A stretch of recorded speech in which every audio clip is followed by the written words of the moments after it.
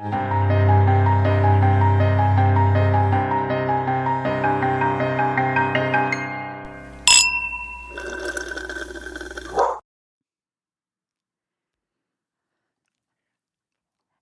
just wanted to see how long it would take you to Hi. Hi, Christine. How are you? How are you? Oh, 30, flirty, thriving. How are you feeling? I knew it. That's why I paused. I had an intro I was gonna do and I forgot. I was What like, was it? Okay, let me try again. Oh, God. Okay, let me try again. Okay. Em, you look Old. different. Okay.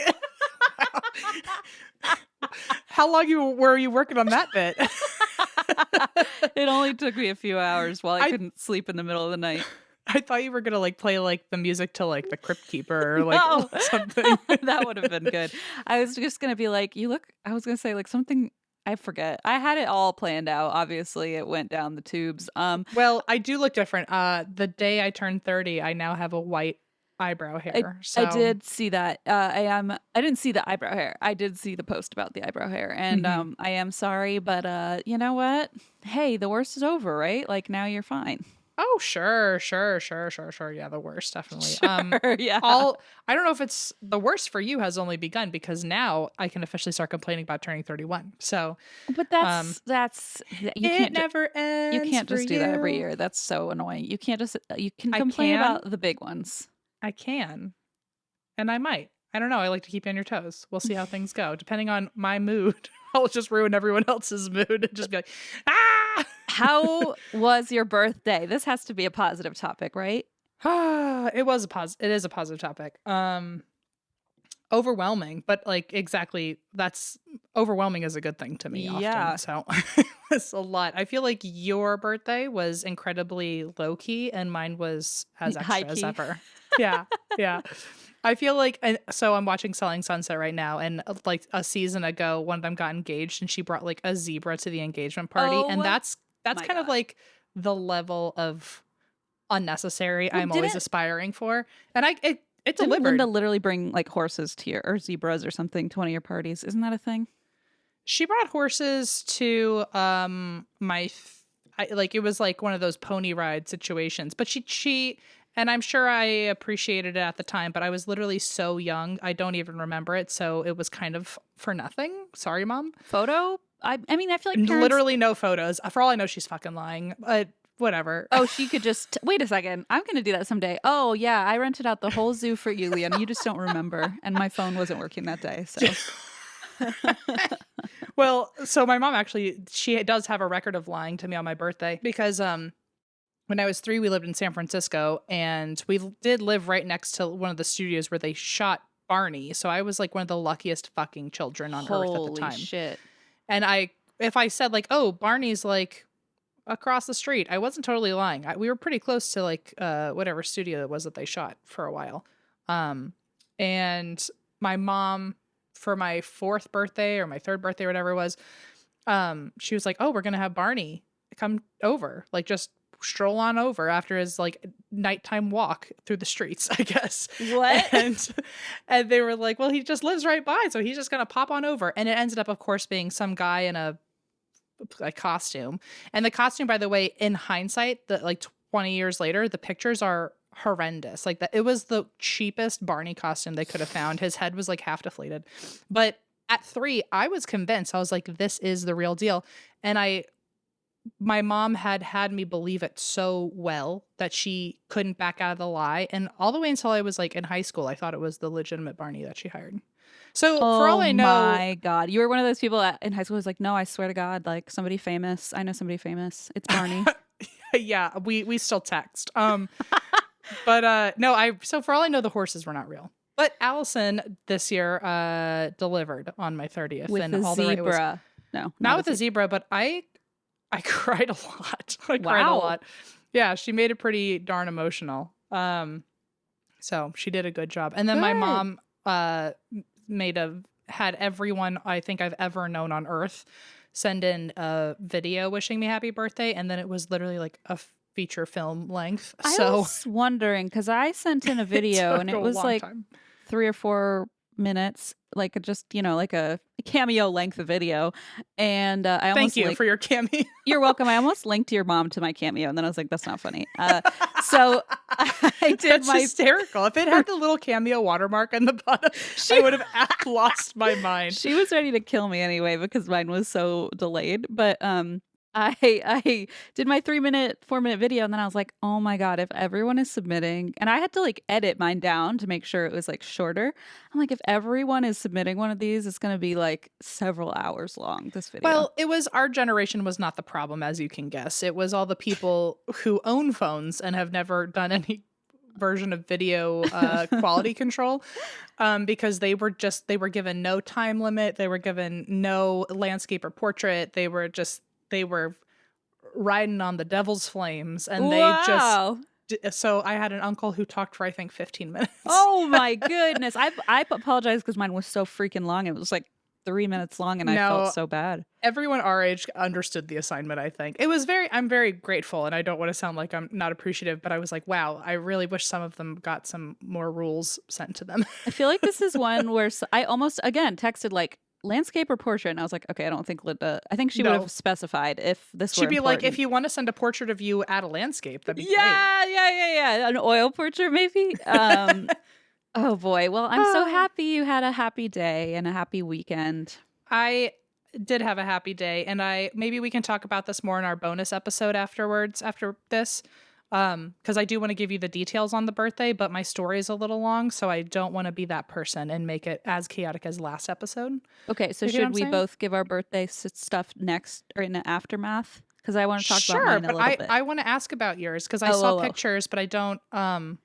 All I know is like what you texted me, but I kind of want to play detective and ask you too many questions about it. Well, I don't want to like take up time, but I just want to give a little credit to Blaze because he worked really hard on it, and he you also want to tell everyone what he did? I didn't mean to like shut you up. I was just saying. No, you didn't. I just realized we do our birthday episode already was so freaking long, so I don't want to overdo it with talking about ourselves. But here we are. Why not? Oh wait, hang on. No, so well, first of all, I want to admit something to you. I have a confession that has nothing to do with our birthdays. I don't believe you. What? You know that coffin candle? I lit it before we recorded, but to appease everyone, I took it off the shelf and put it on the table. And what? It fell over? This will show you how good of a listener I am. As you were telling, like about halfway through your story, I looked over and I realized that when I had shifted and moved my microphone, I had swung the back of my microphone directly into the flame, and I was like, "What's that smell?" And then I looked over, and the plastic was like melting off of the microphone stand. And I just kept listening to your story. So honestly, I appreciate the. I don't know if loyalty is the right word, but certainly the dog to a squirrel attention. I don't know. I appreciate your undivided attention. Undivided. And I just noticed that it was like dripping. So as soon as I made sure nothing was like fully on fire, and everything had calmed down a little bit, I just kept. So it's still. The candle's still going strong, but I had to move the microphone out of the way. Sorry, I just wanted to point that out. I know that room has white carpet. That's a bold move with a black candle. That's to have knocked it over and almost caught so many fires with it. Okay, wow. Yeah, we're going to get some. Oh, man. I was just trying to appease everybody by putting it in a stable surface, and then I swung my microphone stand directly into the flame. I love you. I don't know of all people why I was allowed to move into a house from the 1800s. Like, this is just you're going to be the reason that house doesn't exist anymore one day. They're either going to make it into a museum about you, or in like a ball of flames, you'll just exit that home and take it with you. I don't know. Oh my God. I promise I'm usually very conscientious about. I promise. People are not going to believe me. Anyway, okay, so my birthday. It was really lovely. And Blaze woke up with a baby, which I was like, all right, this is a perfect birthday. You've already done enough. 10 out of 10. But then he, I guess, went out. So the other thing is he had the baby with him. So it was a lot more work than just if he were doing it by himself. So he went out and he and the baby picked up donuts and my favorite iced latte. And they brought those to me in bed when I woke up. And then they took me out to brunch at one of our favorite brunch spots. And was it that bagel place you always take me to? no, it was Otto's, which I also took you to, I think, once with Hmm. Eva. Oh, It's where is you it the got the place? hot brown thing. Aha, I thought, okay. We sat Nope. outside that day. Yes, I do remember that. And then we went around and did a little shopping in the neighborhood, and then we went home. And then at 2 o'clock, he was like, "Okay, you gotta go because you have a massage and a facial scheduled." And I was like, "What?" Aw. And so he sent me to do that, which was really, really, really nice. And then, and weirdly enough, the night before, I was like, "Can you rub my shoulder? It hurts." And so he was like, "Thank God I booked that." It's like, Uh, well, I planned famously well. Yes, he did. He was very surprised. And then I came home and he had like cleaned the whole first floor, decorated everything, got me like number balloons, bought a cake from Bonbonnery, which is like the same as our wedding cake. Had like bought a bunch of snacks and food and drinks. And then my family came over and my brother came over and it was just really fun. And then he put the baby to bed and we all played games and drank and hung out. And he gave me a card that I showed Em, which said, on the front, it said 1 year closer to death. And he like hand wrote it. And I was like, that's a really dark thing to do. And he's like, open it.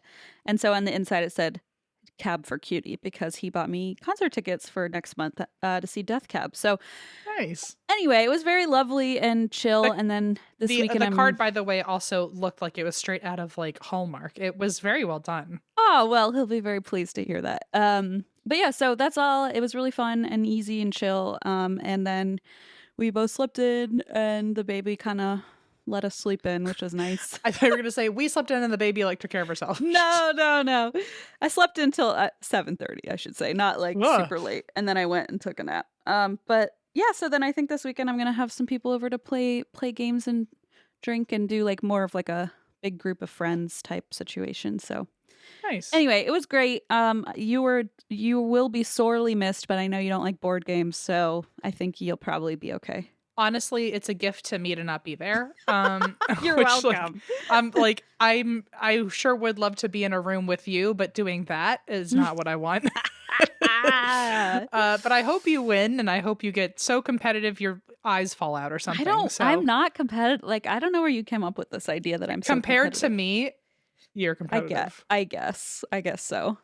I just like to like have something to do. When there's like a bunch of people in a room, I like to have something to do so it's not like, so we're all just staring at each other. Oh, yes, that's not my vibe, but I'm glad you found your vibe, and I'm glad that we live on opposite sides of the country when you feel in the mood for a board game. Which is always. So. Which is always. But no, I'm glad you had a chill birthday. I would love to want a chill birthday. It sounds so pleasant and relaxing, and I unfortunately just Want a zebra. I want a zebra, and I want one in every room, and that's fine, I think. We'll figure it out. Anyway, tune in later if you want to hear all the things poor Allison had to go through in the last couple weeks. Oh my gosh. All right. But yes, and also tell Blaze if he could teach me how to make cards like that. I really am. It was a very lovely card. I was he made that? Apparently your sister-in-law gave him a kit or something? Yeah, she like made a kit. So she's very like crafty. So she made like she like cut out all the cards, like pieces of paper into cards, and like got him like stamps and pens and marker, like stuff like that, and basically gave him like a kit to make his own cards for Christmas. I was gonna say, what's craftier than being crafty? Making your own craft kit for other people to be crafty. Teaching someone else how to be crafty. It's like you teach a man how to. You give a man a card. You give a man a birthday card. He can read it. The end. Okay. For the rest of the parable, listen to our after show on Patreon. This is that was stupid show. Delicious. Thank you. Put that on a birthday card, Blaze. Are you listening? Blaze? Okay. Give a man a card. ... Okay, wait. Someone put that on a card for Blaze one day. Wait, that's so cute. Okay. Here's my story. And also, fingers crossed, I will say, well, not next week. Next week I'm going to be home, but the week after that, we might be seeing the troll hole soon. It has been a long time coming, folks. I know a lot of people are probably like, oh yeah, that fucking thing. But it's real, and I can't wait. It's halfway there. It's just just so you all know, I don't have any more intel than you do about this troll hole, so I'm just That's as true. excited. I want Christine to have the reveal on the show. So poor Christine has also not heard about any of the headaches I've been dealing Poor with. Christine hasn't heard about all my complaints. She must be suffering. Woe is you. But anyway, expect in the next few episodes maybe a troll hole appearance. If everything goes well, we've got some deliveries coming in this week, and if they don't work out, then everything I said is a lie. Cool. Anyway, the mystery's there. The usual. So here's a story that I've never heard of, and I'm very excited to show it to you. It was the thing that always I don't know why I can't read the room yet, but I thought, oh, this is a really quick and easy story. And then around 1:00, I was like, I should try to do some deep diving. Oh, and then no. I found, I'm not kidding, 13 hours of things, 13 no. hours of interviews and podcasts and shows. And it was 1 a.m. and I went, oh, okay, here we go. Here we go. So this is the story of the Becker family haunting, which is not the name it usually goes by, but that's what I'm going to call it because its little tagline I wanted to save after I said the Becker family haunting, which is, this is the story of the first televised exorcism. Whoa, what? And it's a two-parter, so well, no shit after 13 hours of video footage or whatever.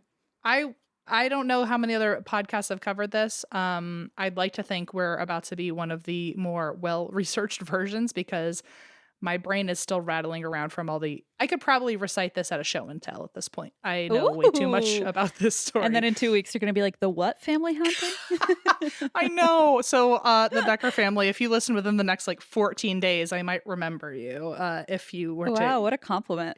If you like it, I hope that, the Beckers are still around and they seem to really appreciate when their story is told accurately. So I don't know. Good. If you're around, hopefully you like it. Okay, so this is going to be a two-parter because I really went from finding nothing to finding everything. Right. And the reason that this even came across my consciousness is because there's apparently a movie coming out about this. And all of the Deadline articles and Screen Rant articles, they're all really not giving any information except a movie's coming and it's about the first televised exorcism, the end. Ooh. And so I thought it was going to be super quick because every article I read had very minimal information. And I was like, how is there literally something called the first televised exorcism and there's not a single Google link about this? And it just became very clear to me that it was all audio based. There's really few articles and it's all interviews. So if you want to learn more about this, I hope you're on a road trip or something because you're not going to find any reading material out there. Or I hope you have a really, really big open floor plan and can just vacuum for hours, That's what I hope you have a whole mansion of dishes to do. And ooh. It's the saddest wish I've ever had for you, but yeah, you've got something to do now. What's that thing you said earlier? Woe is you. Woe is you. Don't I know it? Okay, so here we go. The Becker family. The couple is Edwin and Marcia. They lived in Illinois. I forgot to mention the year is 1971. Okay. Illinois, I think, if not Chicago proper, just outside of Chicago. Edwin and Marcia, they've been married for 3 years now. Young couple, starting life and being all happy. And they are expecting. And at the time, back in the 70s, landlords could kick you out for a lot less. And so basically this landlord heard that they were about to have a screaming, crying baby and went, goodbye, you're out. Oh, no. And if one of the sources is accurate that I read, then they got kicked out when she was 7 months pregnant. So my God. They had a hot 60 days to find a place. Yikes. So I guess this is from the same source that they had been looking for a month and didn't find anything. So now they're getting super desperate and they can't find anything at all until they find a listing in the paper for this house that is in Air Estate. And so it was a 2-flat, which is I think just another word for a duplex. Mm-hmm. And I guess Edwin's thought was, oh, well, we can buy it. We can rent out the first floor. We'll live on the second floor. And that way we're making some income while paying off this house. Mm-hmm. And so he goes to the house. The house is like in desperate need of repair. It is physicked. It is either incredibly dirty and or it has been ransacked by the previous heirs who were like tearing up upholstery looking for hidden heirlooms and hidden money. What the fuck? It just looks like a complete mess. And I guess it wasn't in like the best neighborhood either, so it already like kind of gave an odd vibe. And so as Edwin walks in for the first time with the real estate guy to check out the house before he says yes, although he is desperate and optimistic that he can make it work. So he's pretty much ready to say yes as soon as he walks in. He's looking around this like dirty old house, ripped apart by like the furniture is all fucked up. And they walk in to the main hallway on the first floor. And out of the bedroom walks in this old, dirty, unhinged, clearly mentally unwell woman. What? And I guess the real estate guy was showing the house before they'd all officially moved out. And so the woman that walked out was the current and final heir to the home. No. And I don't know if these names are changed for protection, but in this story, we're going to call her Myra. Okay. And she walks out and she's very dirty, very disheveled. She looks very scary. Like she looks like she's like maybe a dangerous person. And she's holding with her a dog, a poodle that clearly has fleas, is also dirty. Edwin even said they never figured out if the dog was white or gray because it was just so dirty. And this woman flings the door open as soon as he walks into the house and starts cussing him out with the real estate person there and is saying, "We don't want you here. Get the fuck out. We don't want you here." But she's saying it in a very scary way where Edwin called her, quote, rabid and filthy with her language. Okay. With her language. He does, just to like also back Edwin up, he in many interviews is saying she is mentally unwell. Like there's a mental illness issue. For sure, yeah. But in terms of calling her rabid and filthy, I think it's more like her language because it really jarred him. He was like, I'm an altar boy. Like, I don't, like, this is not normal. And so can I ask a quick question? Yeah. Sorry, I don't know if we know this or if you're going to say this, but like, was the house being foreclosed on? So the vibe I got, because I am going to say in like 2 more bullets that he met a few of the currently living heirs and none of them seemed to be able to agree on anything. So I'm thinking they just couldn't handle fighting over the house anymore. So they were just like, get rid of it. Mm-hmm. Okay, I see. That's the vibe I got, but also for all we know, they knew the house was haunted and they wanted out of here. I don't totally understand. It could have been foreclosed. They didn't really get a solid answer. Because it sound like they're kicking this old lady out almost. Yeah, it does. But so anyway, he is very, very jarred by her.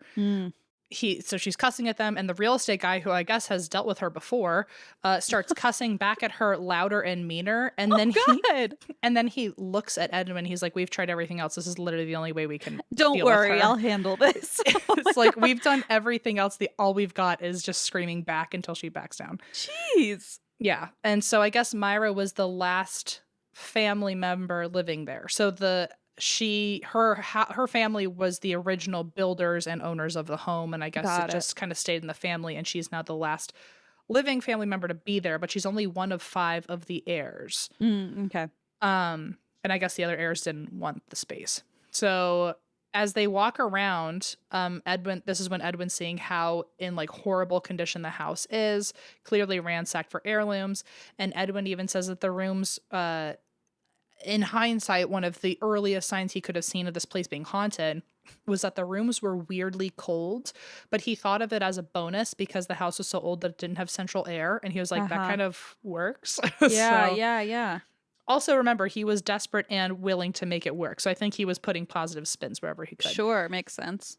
He also said that the house may have had a creepy feel, but he also said in a bunch of interviews that he kind of came from like a broken home and lived in a few not so great areas. And so this felt no more creepy than any other place he'd been. Yeah, I get it, buddy. I'm like, no AC? Well, the ghosts will keep me cold, I guess. Exactly. And you're like, I've literally lived next to a graveyard my whole life. So like what's And that was like peak quality home, you know? Like Right. that was like when I was at the tip top. The tip top.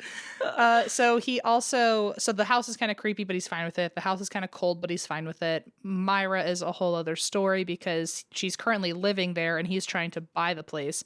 And so part of his like contingency with them was like, I will buy this place if Myra is out of here, because he's agreeing to buy the place before his wife has even seen it because he's just so desperate. And also at the time he has said that he's gotten guff for like buying a house without like checking in with his wife.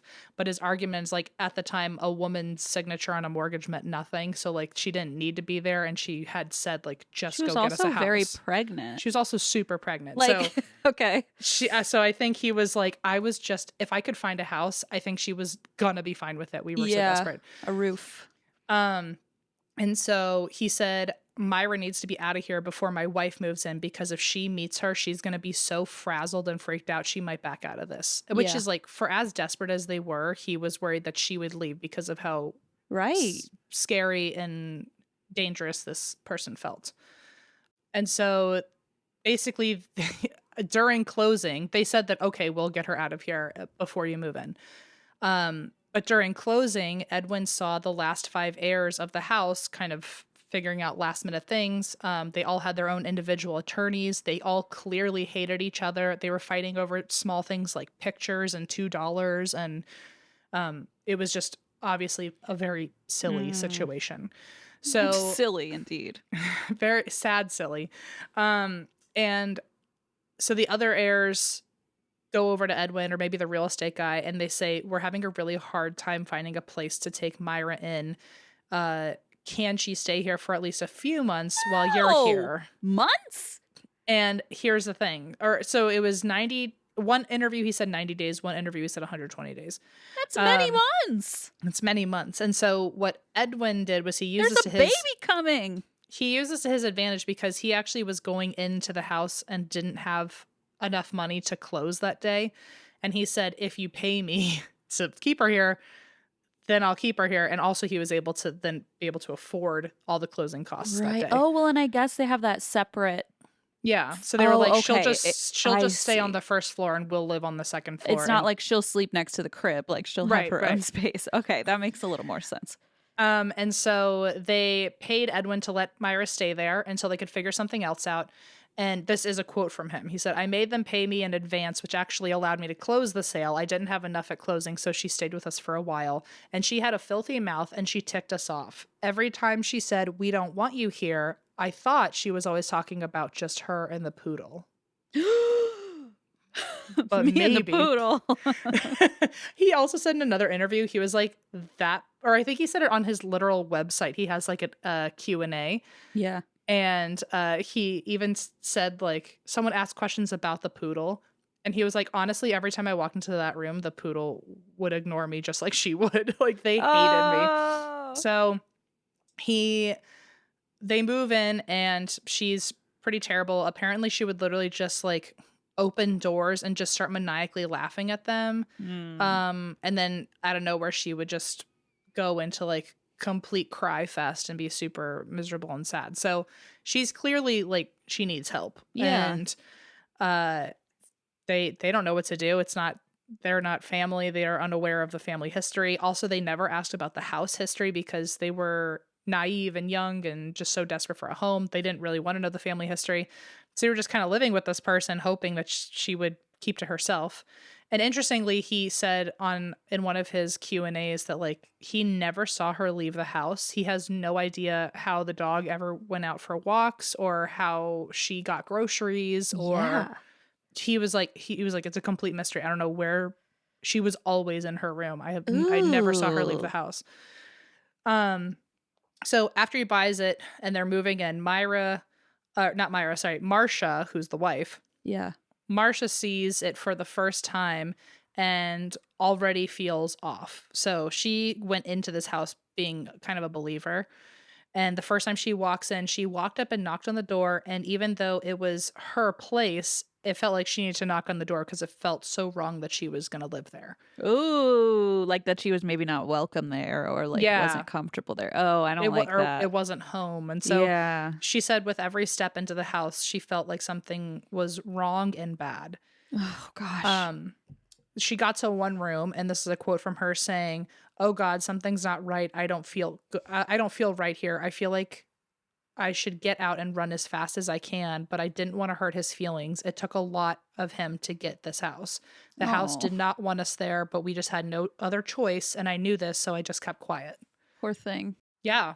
So as they're moving in, she's feeling stared at the entire time. She's unpacking things, and immediately as she moves in, she's putting things on the table, she's leaving the room, coming back, and things are missing. Yeah. Wow. Okay. Great start. So things are disappearing and rearranging on like minute 1 of them living there. The first night, I think it was the first night they were there, Edwin also found an old used Ouija board. And he didn't have really any interest in the paranormal. It didn't freak him out. He was just like, "Oh, this was the family's and they left it here, so I'm just going to throw it away." So he just threw it away. Oh goodness. Which I feel like is bad if maybe they had left some sort of portal open or something and now he's just thrown it away. I feel like it's better than setting it on fire. Like I think everybody always thinks you should set things on fire. I mean, me too, me included, as I light my entire microphone on fire. But I feel like the gut instinct is always like, "Oh, so I burned it." And it's like, that doesn't seem like it always helps. I feel like oftentimes that makes it worse. So at least he didn't burn it. I don't know. I wonder if he would have if he had like a personal issue with Ouija boards. Yeah, But, I feel like for that's him, more. I think for him it just felt like garbage. He was just like, "Oh, throw it away." So at least he didn't, I guess, set it on fire. I but guess throwing it away probably isn't much better. Well, so right away, more things start happening in the house, including the lights flickering in a really intentional way. They said that it felt really rhythmic or like Morse code because it'd go like flick, flick, flick, flick, flick, flick, flick, flick, flick, flick, flick, flick, flick, flick, flick. What does that spell? Help me, I'm a ghost. Oh, well, they should have figured that out. They would have not had to live in mystery the whole time, I think. It's too bad. They also started hearing knocks and bumps in the house. Dishes started flying out of the cabinets. Cabinet doors and normal doors were all opening and closing by themselves. And a mixer flew off the wall and landed at Marcia's feet. Oh, geez. Also, they had to start getting multiple keys for each of their locks because the keys would go missing so often and they would reappear twisted and bent. No. Oh, God. That's fucked up. Which feels like, it almost feels like, oh, your key can't work, so you can't get in. Yeah.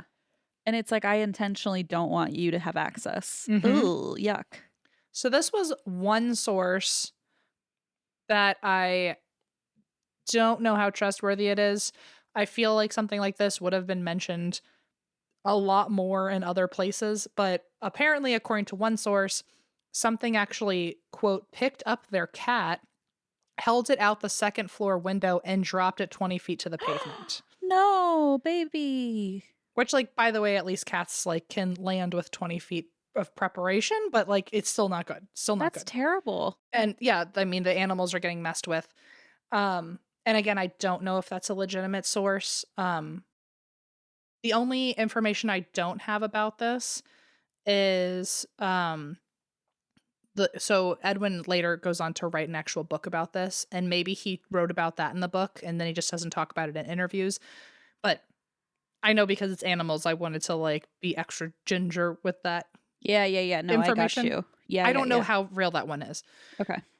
So Edwin also later reported that 2 different times in the house he saw a dark, inhuman mass that moved very fast in the house. Yuck.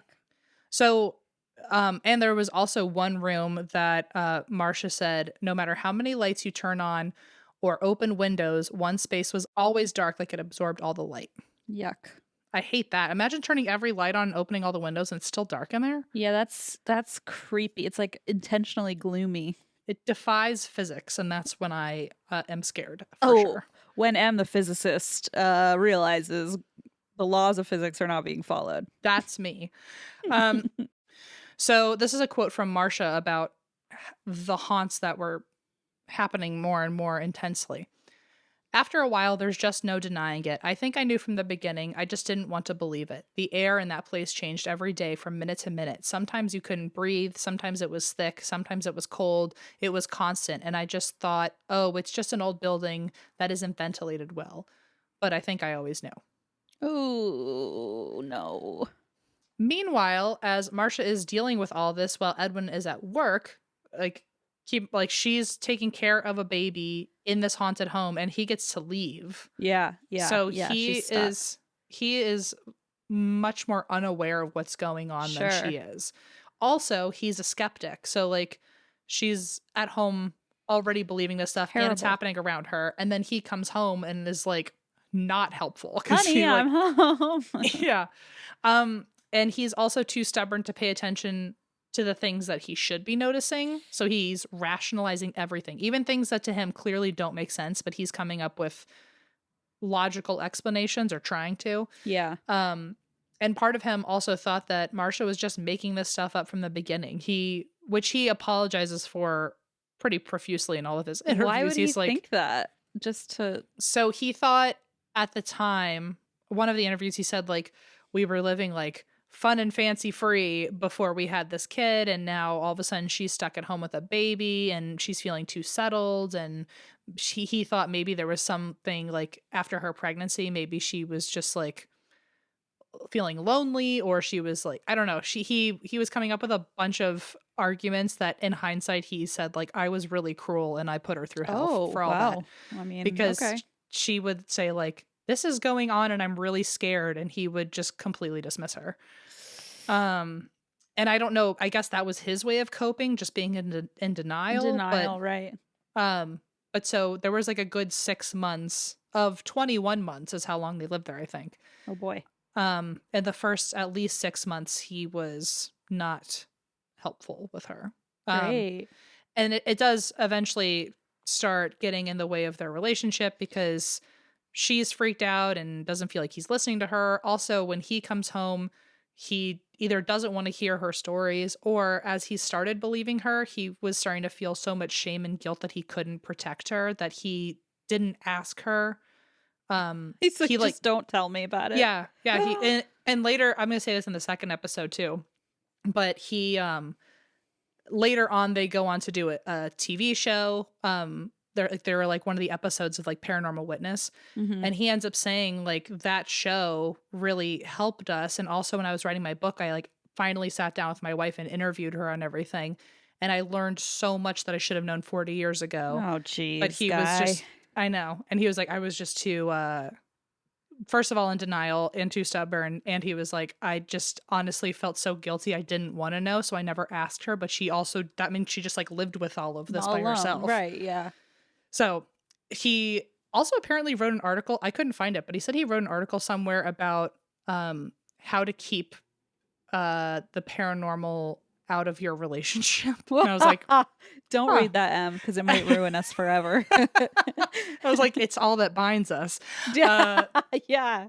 And so so anyway, he was just like completely dismissing her, thought she was either making it up or maybe that was his own excuse for himself. Right. And meanwhile, the whole time, like Myra's probably still walking around freaking her out physically while she's freaking out spiritually with all this other stuff going on. And Edwin's brother, I guess, was also starting to visit more often, and he was getting freaked out by things. What started to get Ed to notice, I keep saying Edwin, sorry. I don't know if he goes by Ed. What made Edwin start to really notice that... Yes. Sorry. My main man, my Edie Winnie. Okay, whatever. What's wrong with me? What? I tried to up you, and I ended always up one up downing. me here. I always try, and it fails a lot of the time. So, what did you say? E-money or something? So, E-Dog, but E-Money's good too. So what E-Dog was up to, and what finally got him to notice that something really was going on, but he was still in denial, but he had his eyes open while hoping it was not true, was their daughter was getting christened, and so they had a few people over at the house. Uh-oh. I have a And feeling. as the priest came in, Oh, no. first of all, Myra comes out of the room and starts cussing out the whole family for Oh, being there. super. Wait, why are they doing this at the house? Or is this like the Because I think after part party? of her, I don't know, I think part of her christening was he would also going to bless the house, maybe like do a 2-for-1 situation. Oh, I feel like because whenever there was a baptism growing up, it would be like you do it at the church and then like everyone comes back to the house to like have a little brunch or Mm, whatever. So maybe a little they invited the shindig. priest. Maybe. All I know is that he was also there to additionally do a house blessing. Okay. Okay. And so when he shows up, Myra gets in his way and starts cussing out the priest. So the priest freaks out, and he was supposed to be there for longer, but he was very much like, I'm just going to bless the house and leave. And he's getting ready for his blessing. And I don't know what the right word is because obviously I did not grow up with all this, but whatever the brass like wand is that has the holy water in it. Yeah, it goes like this. Yeah, yeah. I don't know what it's called either. His brass wand. His wand. Oh my god, that's great. Which is ironic because it's magic. Yeah, exactly. But so he holds it up, getting ready to do the start of the blessing, and the brass wand shatters. Oh gosh. Which, like, according to Edwin, and I guess according to me, because I've also never seen it, I don't know about brass shattering. That feels seems like one of your physics lines in the sand, you know? I'll talk to one of my cohorts at the lab. Yeah. But yeah, so it just shatters. And so the family kind of freaks out, obviously. The priest crosses himself and picks up all the pieces, and then he just straight up says, I have to go. You gotta go. What are you gonna do? He's like, this is not for me. Sorry. Which, by the way, thanks, priest. Let's bring that back. Thanks, because priest. We haven't said that in so long. Yeah, wait, thanks, priest. Really? You're gonna just like pick up the puzzle pieces of your wand and leave? Yeah, he's Thanks like, a lot. I'm outie. There's a baby here. Well, so that's what Edwin says. He was like, at least bless my daughter's room and then you can go. So that's what he does. Apparently there's like a funny little thing that happened where he like scotch taped his wand back together. No, he apparently got lost on the way to the baby's room and like walked into a closet and something silly like that. But so he blessed the daughter's room, left, refused to ever come back. Yeah. I mean, I can't necessarily blame him. I don't either. I feel bad on both sides. I certainly, if I were Edwin, I'd be like, bless this. No, you're right. House. No, you're right. You're right. I feel like it's kind of a double-edged sword here. Like neither side seems to be. Yeah, like I'm totally on Edwin's side, but also if I was holding something and it shattered in my hands as I was trying to do a blessing, I'd be like, you know what? Not for me. You know what? Demons win today. Yeah. So he never comes back, and the rest of the house, obviously, things just got worse. So their attitudes, Edwin and Marcia, their attitudes towards each other started changing, like I said, mainly for like obvious miscommunication issues. But Edwin in particular was getting very hostile and angry in the house, which is very Amityville of like the dad like was getting really hostile. You know, I feel like that happens a lot on those shows. What's the show? Maybe it is. I don't think it's Paranormal Witness. Is it a haunting or what's the one where they go to people's houses and they do like kind of the cheesy reenactments and the family? I think it's a haunting or like My Ghost Story or something. Yeah, one of those. I feel like so many times the dad is skeptical, then he goes in and then his personality starts changing. Like this seems like a pattern. Yeah. Yeah. And also keep in mind, this was before any ghost content was out there. So it's not like they he was were just copying it. Yeah. Yeah. So he started getting super hostile about apparently he was actually getting so angry that there are things he intentionally avoids writing about in his book because either he was so angry in those moments or he made a joke in an interview where he was like, I don't know if the statute of limitations is up. I don't know if I want to admit the things I did when I was angry. And I'm like, I don't know what that means, but crickets at that joke. I know. And I'm like, okay, so you were angry. Got it. Yikes. And so to your point where you're saying like, oh, it's so weird that all the husbands seem to always be the skeptics and thus the ones that end up getting really angry for no reason. Edwin says, if you ever feel, I guess in a haunted house, if you ever feel a hot flash or instant agitation, that's a sign. And that was my weakness because it was my temper and it made me angry all the time. So I wonder if it's just like a dude thing for the anger to be the thing that's triggered before anything else. Yeah. I mean, I don't know. I don't know either. I feel like a hot flash for me is like PMSing, so maybe I have a good excuse. I'm like, it's menopause or it's Fair enough. PMS. I think But anyone would be agitated in a hot flash, that's for sure. also that, yeah. I'd feel like, oh my God, get me out of here. But yeah, so he thinks that it was either that he was more quick to anger to begin with, or he also said in another interview that maybe it was because he was really skeptical and stubborn, that the spirits didn't really have any other way to like start making him vulnerable except to work off of his anger. So I don't know. I'm a physicist, not an expert with, Right. with this stuff. So one of the other ways that their relationship started kind of floundering was the house and the entities were starting to build a lot of mistrust between them. So at the time, Edwin would call home while he was at work to check on her, but the phone would always be busy. And he was getting mad because back in the 70s, there was like a phone bill that was based off of the location and how far away the other house was that you were calling. And oh my gosh. so he was like, the phone bill is going to be off the goddamn charts if you're on the phone every minute. Like, who are you calling? And Marsha was like, I'm not calling anybody. And eventually they started noticing that anytime they weren't looking at the phone, when they would look back, the phone had taken itself off the hook and the phone was sitting on the floor. Ew. Well, and also with that, like if she's saying I'm not on the phone, then he probably thinks she's lying. Why is she lying? Maybe she's talking to somebody, doesn't want to tell me who it is. I feel like there's all sorts of layers to that. So he actually tried to trick her or like double blind her like that. And so I guess back in the day, the phone bill would show you every individual landline you called. And so he was thinking like, oh, I'm going to wait until the phone bill gets here and then I'm going to show her all the numbers and be like, you can't deny this. Who are you calling? But it was like, not that, like, she's not calling anyone. And so it just, I think, freaked them both out of like, the phone is literally turning itself off, which is just another sign of like, we don't want you here. We don't want you to be able to call for help. We don't want other people to be able to reach out to you. Yeah, that one almost feels sinister in the way of like, we don't want you to have access to the outside world. Like, that's so creepy. Super. Like, I hate that because it's like, oh, even if you think someone might be calling you, they'll never hear from you. And then Edwin started noticing that anytime he would run his morning bath water, the plug to keep the tub filled up would take itself out and wrap itself around the faucet. Ew. Because the plug had like a little chain, and the chain would wrap around the faucet and to keep like itself that. Unplugged, so the water would always fall out, and then he would never get his morning baths. Aww. But this was actually another way of keeping their relationship kind of strained, because what he used to do was he would let the bath water run, and then he would go downstairs while the bathtub was filling up, and he would have his like morning moment with his wife.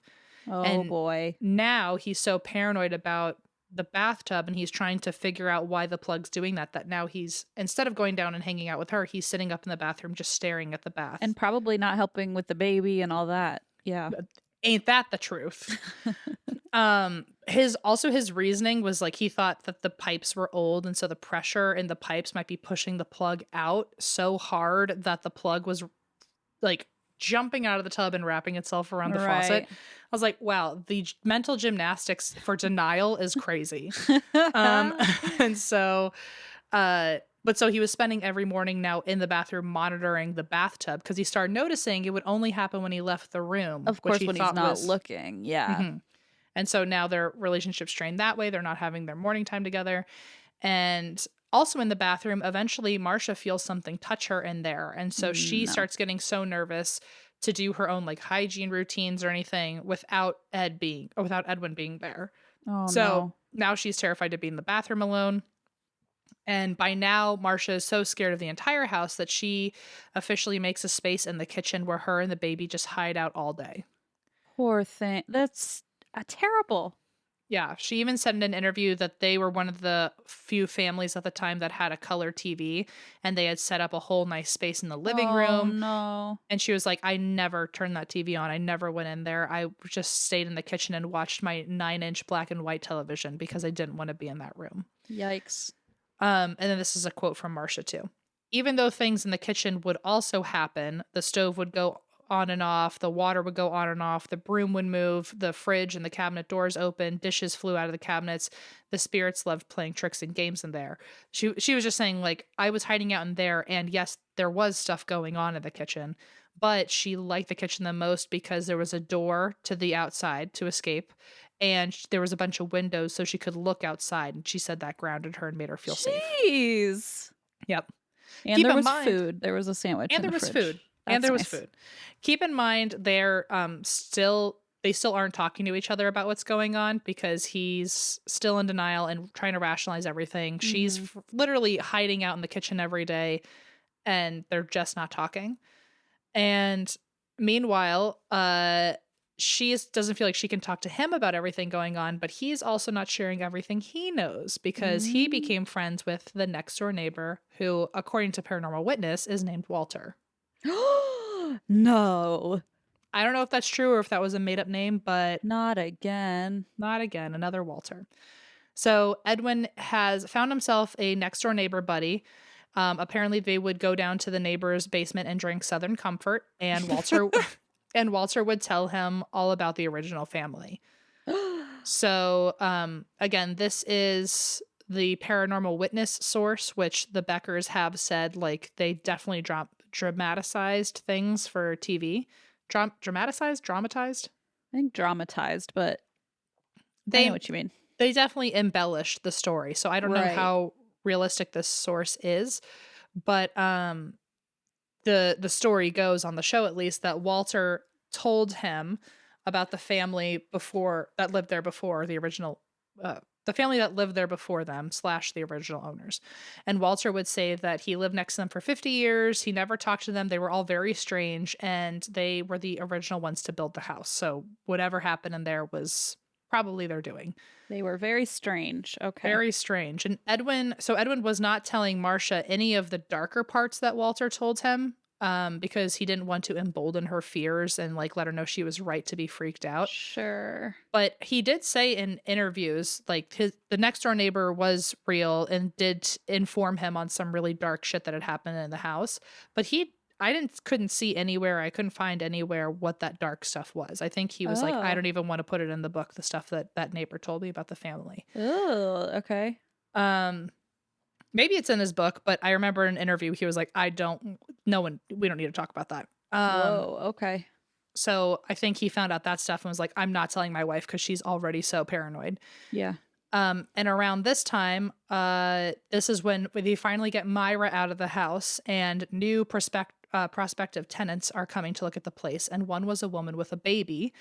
And as the woman and Marcia talked, Marcia got this weird feeling all of a sudden and turned around and saw that the baby, who was in like this little like rolling walker, it was being pushed by nobody. And the baby's feet were not moving, so the baby wasn't pushing themselves.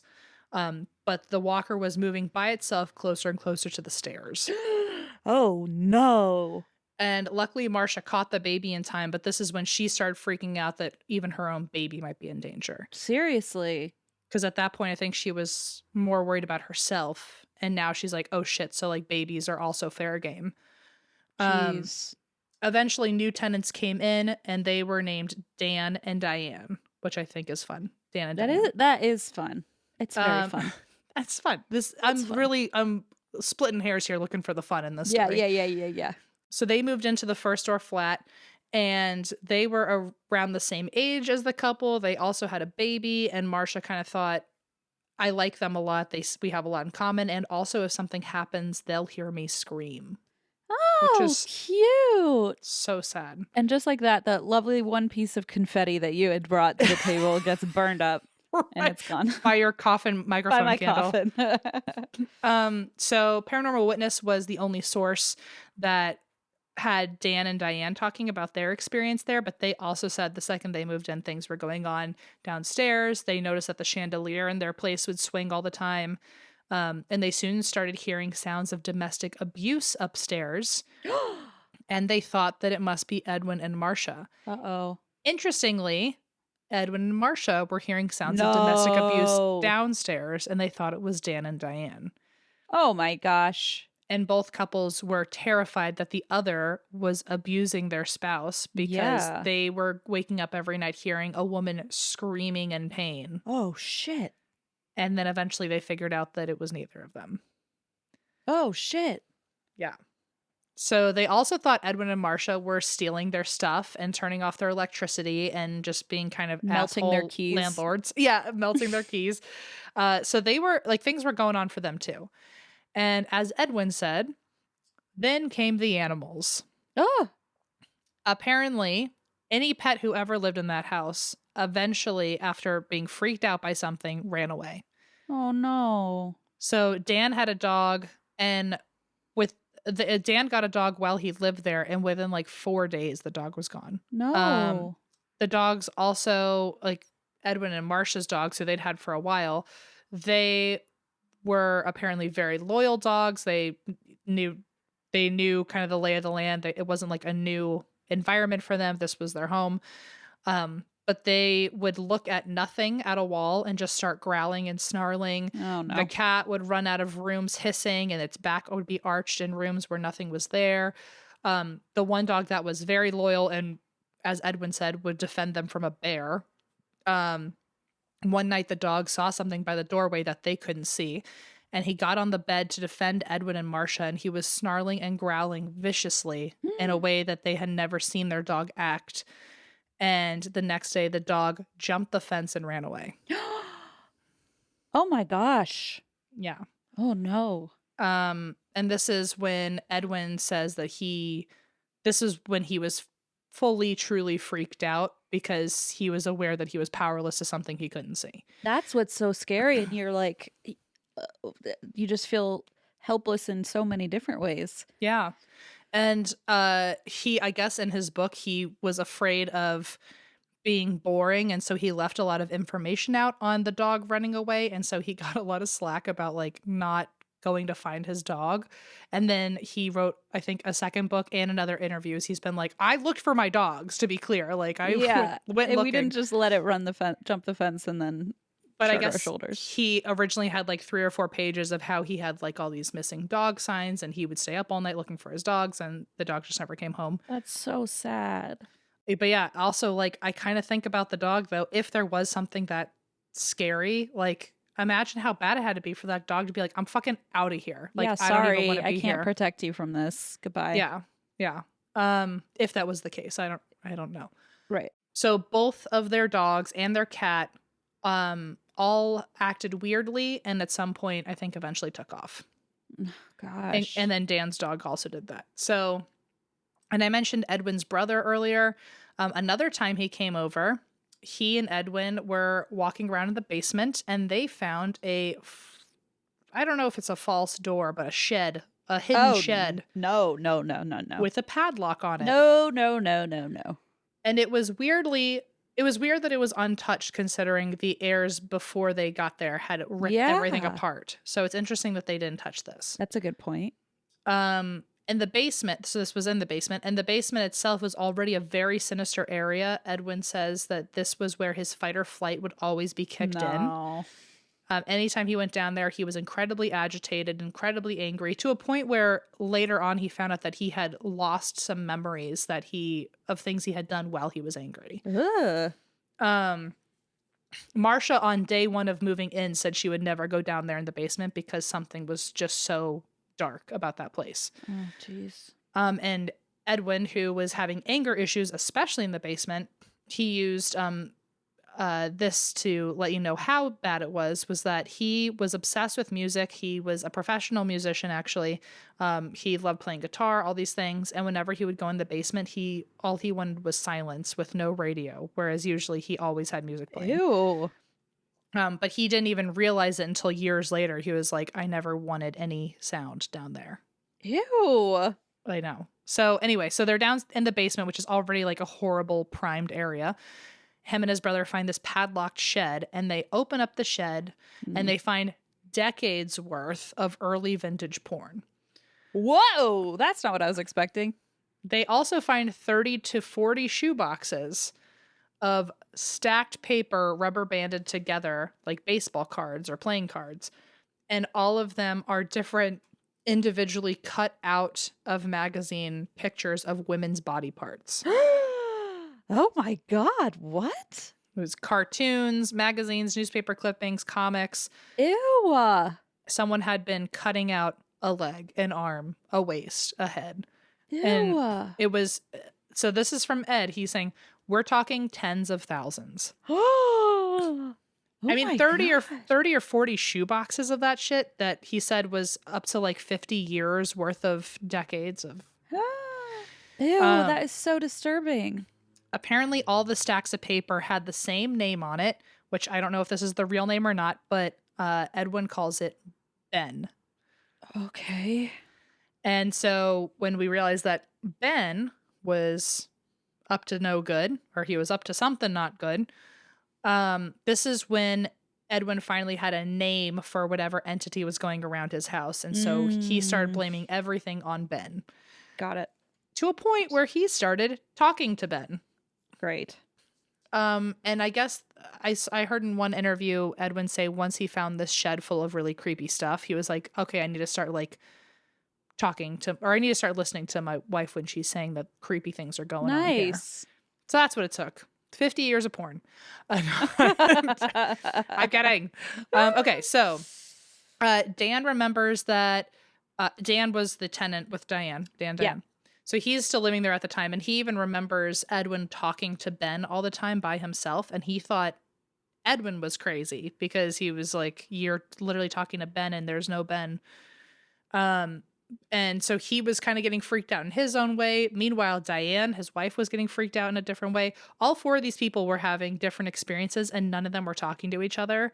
Dan and Diane weren't talking to Edwin and Marcia because they were like, we're your tenants. We don't want to get kicked out for like seeming weird or like saying we're seeing things. Meanwhile, Edwin and Marcia weren't telling them because they didn't want to scare their tenants. Right. And Edwin and Marcia were having their own issues where they were not communicating. And then I think Dan and Diane were also not having a really solid communication either. So around this time, like I mentioned earlier, Edwin's starting to feel a lot of shame and guilt for not being able to protect his family. Plus, they're losing friends because their friends don't want to come over anymore. The friends stopped calling the phone because it was always off the hook, not because they were putting it off the hook, but the ghosts were. And he didn't know what was right from wrong, and he didn't know how to handle it. And so he just started getting angry at the ghosts, and he began antagonizing them. Oh, no. That's probably what they wanted. I think so. And I think this is going to be your favorite quote of the whole show. Because Edwin said, I was basically Zach Bagans before Zach Bagans was born. Oh my God. The OG. Because I would yell and I would scream at the ghosts. The OGZB right here in our midst. And so one night the ghosts kept opening a door in the kitchen that Marcia wanted closed. And so Edwin tied it up with string, and the door began to vibrate and shake, trying to close itself. Ugh. To a point where they were both freaking out, and Edwin starts antagonizing the ghost, being like, what kind of ghost are you if you can't even break through string? Oh, it's a good diss. Yeah. And so meanwhile, Marcia hates that he's antagonizing him because Marcia's like, I have to live with this fucking thing. Like, you get to go to work. I have to deal with it after you've pissed it off. And so that was just one example of how they were not even listening to each other anymore. And Edwin was challenging these spirits while Marcia's hating it. And another night they have a friend over who experienced the door vibrating when tied up. This became like a normal thing. They would tie up the door and watch it vibrate and watch Ben try to crack the string. And the friend stood up, kind of not believing it, and was like, well, ghosts aren't real. And all of a sudden, a spindle was sitting in the cabinet nearby, and it flew out at the friend, past his head, and slammed down on the table with no bounce, which freaks me out. It's not like it got thrown and then had a little reverb to it. It like someone like just slammed it down on the table and stuck it there. Oh no. So then those friends stopped coming over. So Edwin doesn't know what to do anymore about the spirits. There was no internet at the time. There were no Ghostbusters to call. There was no paranormal community to look into. There was no information anywhere. There wasn't even the movie The Exorcist hadn't even come out yet. Right. Amityville hadn't come out yet. There was nothing. He said in one interview all he knew of was Casper, which was like the opposite of this. Right. It's not going to help. And so he went back to the same priest that blessed or tried to bless the house, and he begged him to come back and bless the house again. And the priest straight up said no.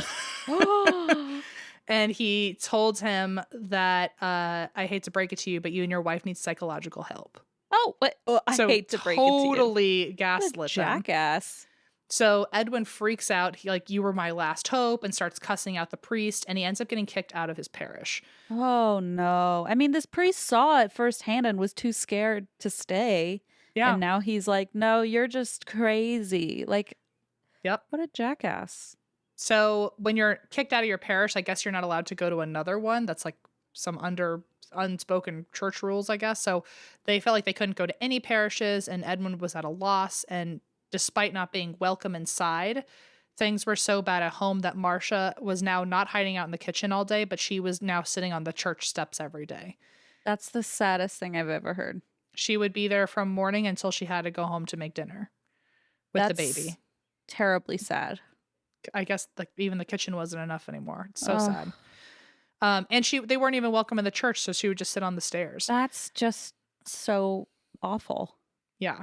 So one day, one of the nuns walking by saw her sitting on the stairs and looked her in the eyes and said, "You're not welcome here." And I guess the nun had heard the story of Edwin cussing out the priest or something, or maybe the story had It's not her fault. telephoned into like, oh, something demonic's going on in that family. Don't talk to them. I don't know. But anyway, thanks priest has now become thanks nuns. Thanks a lot, nuns. Because they straight up said, don't come back here. So now she had nowhere to go where she felt safe. Thanks for nun thing. Guess how much you helped? None. Yeah, I was trying to think of a way to use none as its own saying. Yeah, You nailed it. None thing does not really work. So on top of this, the spirits became too much for Diane downstairs, and she began acting different. Her personality totally changed, and her and Dan were fighting. So eventually it became so much that she left with the baby. And Dan stayed, but Marcia remembers feeling like even though they never really talked about things, she lost someone who understood what was going on. Yeah. So now it's just Marcia, Edwin, and Dan downstairs. And eventually the couple gets to a boiling point because Edwin is still not telling Marcia everything. He's still in some denial, and they're fighting. And Marcia says, "You've changed a lot. You're always angry. You're antagonizing these ghosts. You're talking to Ben like he's here. Like, I just want to go home. I'm going to go see my mom. I don't want to be here anymore." Good. I think she saw Diane do it, and she was like, if she can do it, I can do it. And so yeah, I don't blame her. She took the baby and left. And while she was gone for the next month, Edwin didn't notice a lot of paranormal change, but his excuse was like, I'm always at work. So Sure. I didn't see anything. But he does say this was his lowest point because he just felt like he completely failed his wife. He didn't know how to protect her or fix anything or get out of this and find a better place. And interestingly, just like how he said, well, I was always at work, so I never saw any real ghost activity. He did have an interesting theory, which I'd never heard of before, but he was like, I feel like ghosts are just humans and they do human routines just like we do. And that includes sleep, because they both say that the whole time that they had hauntings, all the activity was from 6 a.m. to 10 p.m. What? And he was like, they never woke us up in the middle of the night. Which, like, by the way, thank God, if you saw the clock strike 10, at least you knew you were, like, off duty. That's a good point. Like, then you were safe to watch your color TV in peace. Yeah. Watch some Saturday Night Live, Yeah, but he was like, it was just always in that time frame. And so usually he woke up at 5 a.m. to go to work, and then he came home late. So, like, he did, especially when she wasn't there, he had no reason to come home early, so he just stayed at work. So he never really saw anything that often. But the one time he did feel in danger when he was living by himself was when he went to make Chef Boyardee. We all feel a little like we're on the wild side with some Chef Boyardee. Right, I was gonna say a little living on the edge. Yeah.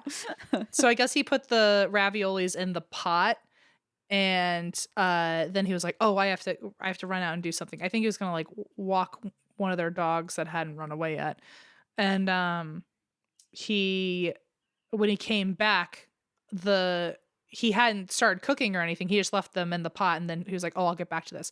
When he came back, the gas burners were on, and the ravioli had burned in the pot. That's so dangerous. Yeah, so that was when he was like, oh, this is super bad. Like, they could kill us. Yeah. So shortly after this, Edwin gets in his car. He goes back to Marcia's mom's house to win her back and says, come home. We are going to figure this out no matter what. He has like some And burn chef boyardee. He's like, I need my wife to come in. he's like, I please. don't come back, I please. know. So he ends up, Marcia hears him out, comes back home with him, and they start looking into professional paranormal help, Thank goodness. which we will learn about next week. What a cliffhanger. That was so long, but I'm telling you, I almost tried to do this entire story No, in one God. take. Yeah, that would have been a long one. Anyway, I'm sorry. I really did talk. I was watching the clock. I did this. I talked for 45 minutes. I'm so embarrassed. But I'm so embarrassed. well, Don't be embarrassed. I hope I didn't upstage you. I'm just aware. I'm just weirdly aware of it. So. No, you're good. I mean, this is what we do here on this lovely show of ours. I also have quite a doozy for you today. So I will also watch the clock and make sure I don't overdo it with the time. Honestly, if you talk for 45 minutes, call it even, folks. Okay, here we go. Let's see what I can pull off here. So Em, today I have a story for you. I want to warn everybody, this one's pretty disturbing, and I know, they're all disturbing, but this one's like very, very graphic. Great. Like hello, it's very graphic. Are you listening, everybody? Okay, well, Okay. let me appreciate this last moment of innocence. Yeah. Do you want me to say e-money again or e-dog?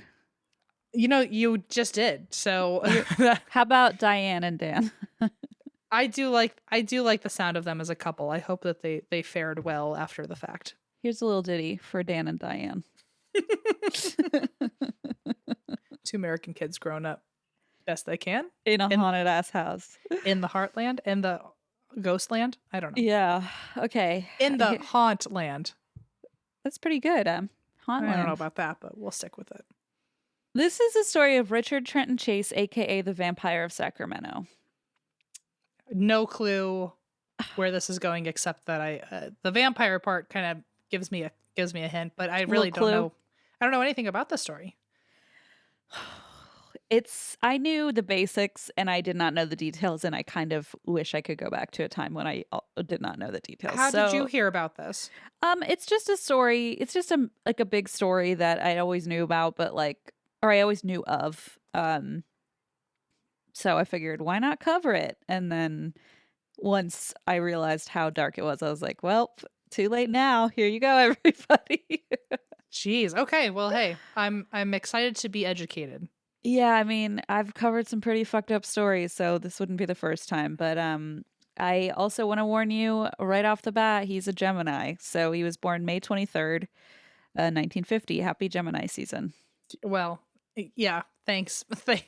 I am aware of all the lists of serial killers. There's and so how many of them are those Geminis. memes. Yeah. I know I say a lot about Scorpios, but I am also aware that Gemini probably have a whole lot of ammo that could be used against us. I think we're probably the second most hated, if not the most hated, zodiac sign. That's fair. Yeah, I think it's fair. I don't blame anybody for that. Yeah. I feel like if someone told me they were uninterested in me because I'm a Gemini, I'd be like, I get it. Same here. Like I dig it because I've found the happy spots, but I'm okay with you not liking it.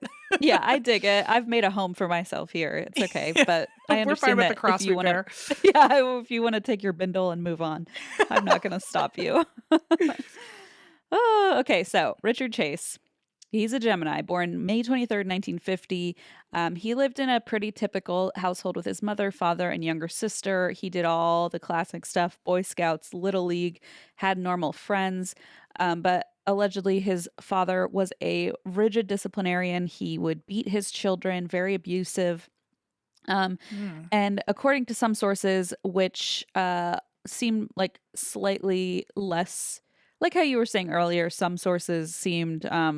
or was only in a couple sources, so it's like you're not 100% sure if this is fully true, but according to some sources, Richard would wet his bed, start fires, and torture animals as a child, which, as Ring we ding ding. know, Yeah. ring ding ding has been dubbed as the McDonald triad, which is said to occur in children more likely to commit violence in adulthood.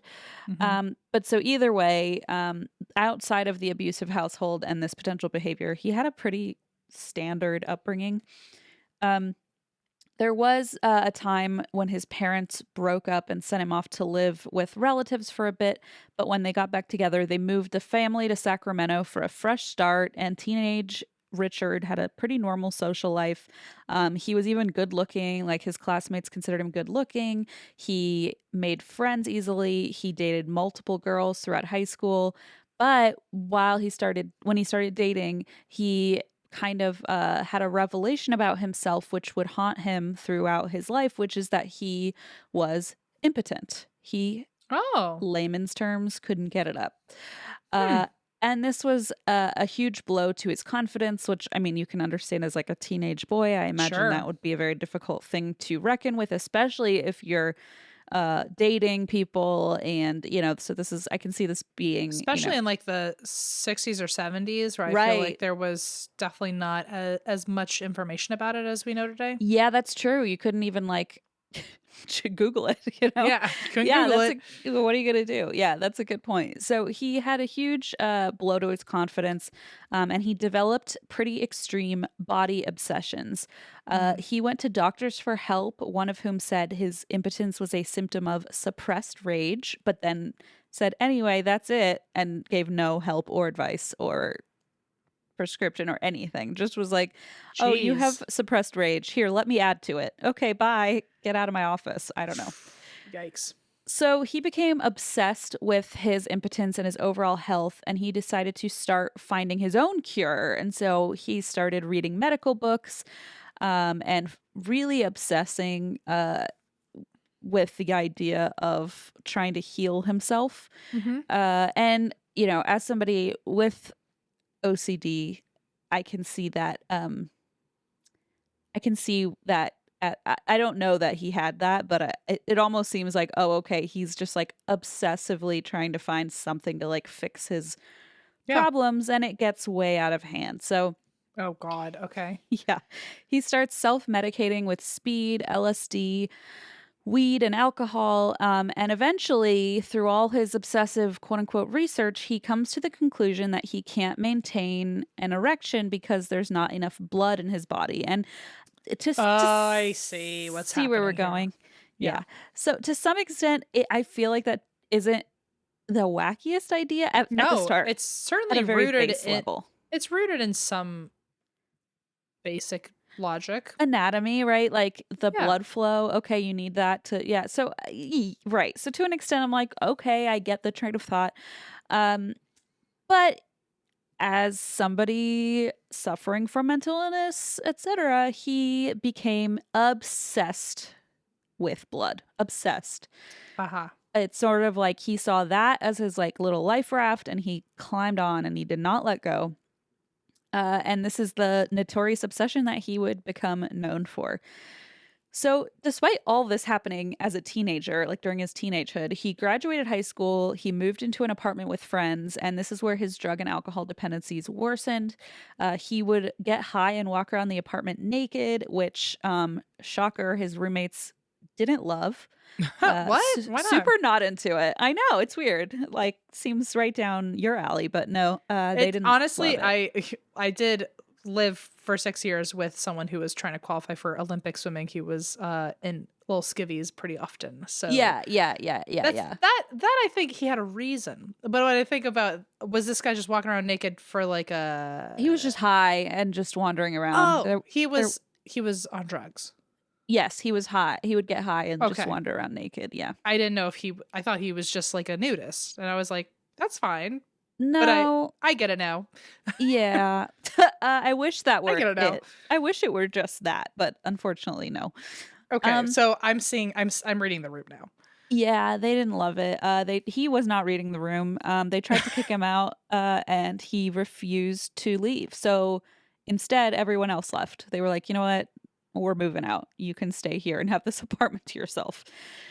Fair So he enough. got it. And so Richard started You know what's always also interesting though is yeah, that if what? he were walking around naked and well, I don't know. I don't know where his brain was, but I feel like if your big issue is all stemming from your impotence in that region of you and yet you're exposing yourself. I feel like there's something there Hmm. that I feel like someone could unpack.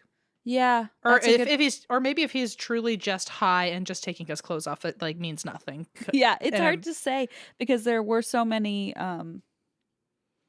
pathologies happening that I don't know if that was one of yeah. them or if that was just a weird habit. But yeah, Okay. maybe it was like, oh, he didn't, I don't know, didn't have to worry about having an erection in front of people, so he I just guess wandered around so. naked. I don't know. That sounds like in a one very slight way. That sounds like a bit of an upswing. Like at least you don't have to worry about that. I'm sure Not a there's very far upswing, if you know what I mean. But oh, okay, Christine.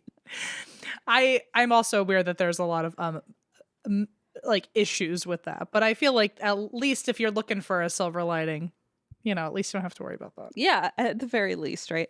Yeah. So back at home, he now has a place to himself and he is continuously paranoid about his body, his health, and his general lack of blood. He started to worry because he thought his heart would stop beating every now and then. And he Hmm. suspected this is where it starts to go pretty off the rails. He suspected that someone had somehow stolen his pulmonary artery. Okay. Yeah, that's a bit of a stretch. Yeah, I would say. He also feared he didn't have enough vitamin C, which he treated by taking a vitamin C supplement. No, Oh, wrong. wow, you really threw me for a second. I was like, wow, that's the most logical thing he's done. I was so hoping to read those words next, but no, unfortunately. This one was pretty harmless, but very ineffective. He would press oranges to his head Ugh, and try to absorb vitamin C directly into his brain by okay. diffusion. In Okay. case anyone's wondering, the physicist, this probably does not work, correct? Well, let me take my physicist hat off and put on my nutritionist hat. But I think my thought is like, why wouldn't you just eat them? Like That's if like they're in right. your hands, like they're so accessible to you, and Well, his you could just peel them with your yeah, I hands. know it's like so. You don't I need didn't. any You tools. know what's so stupid? I didn't even think of that. I was like, oh, take a vitamin C supplement. But like, you're right, just eat the orange. But I guess his thinking was he wanted to diffuse it into his brain, so he pressed it onto his head, which I mean, I don't get it, but I get it. I get it. I kind of. yeah. Huh. Well, I feel like if a 2-year-old told me that, I'd be like, "Oh, I see your thought process." But this yeah, seems like, well, hello, you've read a bunch of medical books, sir. Don't you know? it's definitely good toddler logic of like Yeah, if I yeah. need vitamin C in my head, then put it Put on it my by head. your head. Yeah, the Like right. manifesting. To that point, I can sort of see it. Um, and up to this point, it's okay. He's harmed a few oranges, but that's about it. Things are about to get bad, and I'm so sorry. So as we know, he allegedly, according to himself, has no blood. He is missing an artery. But if that weren't stressful enough, he also feared that his skull bones had disconnected from each other and had started moving around in his head. Is there more than one skull bone? Isn't your skull one big old bone? Am I an idiot? No. No, I mean I think what I'm assuming, I'm not positive, is where your skull fuses that maybe he thought Oh, they had okay. separated. And they're clacking around in there. They're clacking around like how babies have the, separation, Uh huh. Uh huh. the fontanelle. I wonder if that's what he thought. Like I mean, maybe he thought his jaw and like I'm not really sure what bones he thought were disconnecting, but my thought is that he thought the three pieces of the skull had come apart because he thought Oh. that his bones had separated and were like, yeah, just clanging around in there. Technically your teeth are your skull bones. Yeah, So they could be rattling around in there too. that one I think you'd be able to pretty easily notice. It would explain the not eating an orange. Well, That's true. not really. I guess you could still eat. Whatever. I'm You getting could too drink the far off orange topic. juice, but So okay. So what's the reason now why he thinks that his bones are? He's just sort of decided that that's Oh, one of his health issues. okay. I didn't know if there was a trail that led No, to and that. to me, this is also starting to sound again like OCD, like health related OCD. The, Hmm. the obsession of like something must be wrong with me health wise. But it again, I it's not Neither of just us are that. experts. Neither of us. No, Also, and I it's wonder if. also it just gets so bad that it's like, well, clearly that was not the issue. But to me, I was like, oh, I can see where you're kind of like your brain is Mhm. coming up with all these explanations of what could be wrong health wise. Uh, I also wonder, like, well, I obviously know nothing about this, so I'm just kind of spitting out into nowhere. But, I also wonder if there's like any like Munchausen situation where he's like coming up with like crazy things that are happening to him, even though they're not happening to him, Yeah, well, the thing with Munchausen's though is that you're sort of uh faking it. like And I for think attention. yeah, if you're faking it, and I think he legitimately was terrified that these things Uh were huh. real. Okay. So it was more of I would say like a hypochondria situation at the Oh. start Okay. Okay. than that. But yeah, I had that same thought too, but the fact that he like truly believed that his brain, his skull was exposing his brain and all that, I think he legitimately believed it. And if he did, by the way, terrifying. Terrifying. Yeah, yeah. No, and I don't fault him for that. And I mean, we get into his diagnoses later, so Okay. like Cool. fully, this is clearly mental illness at play.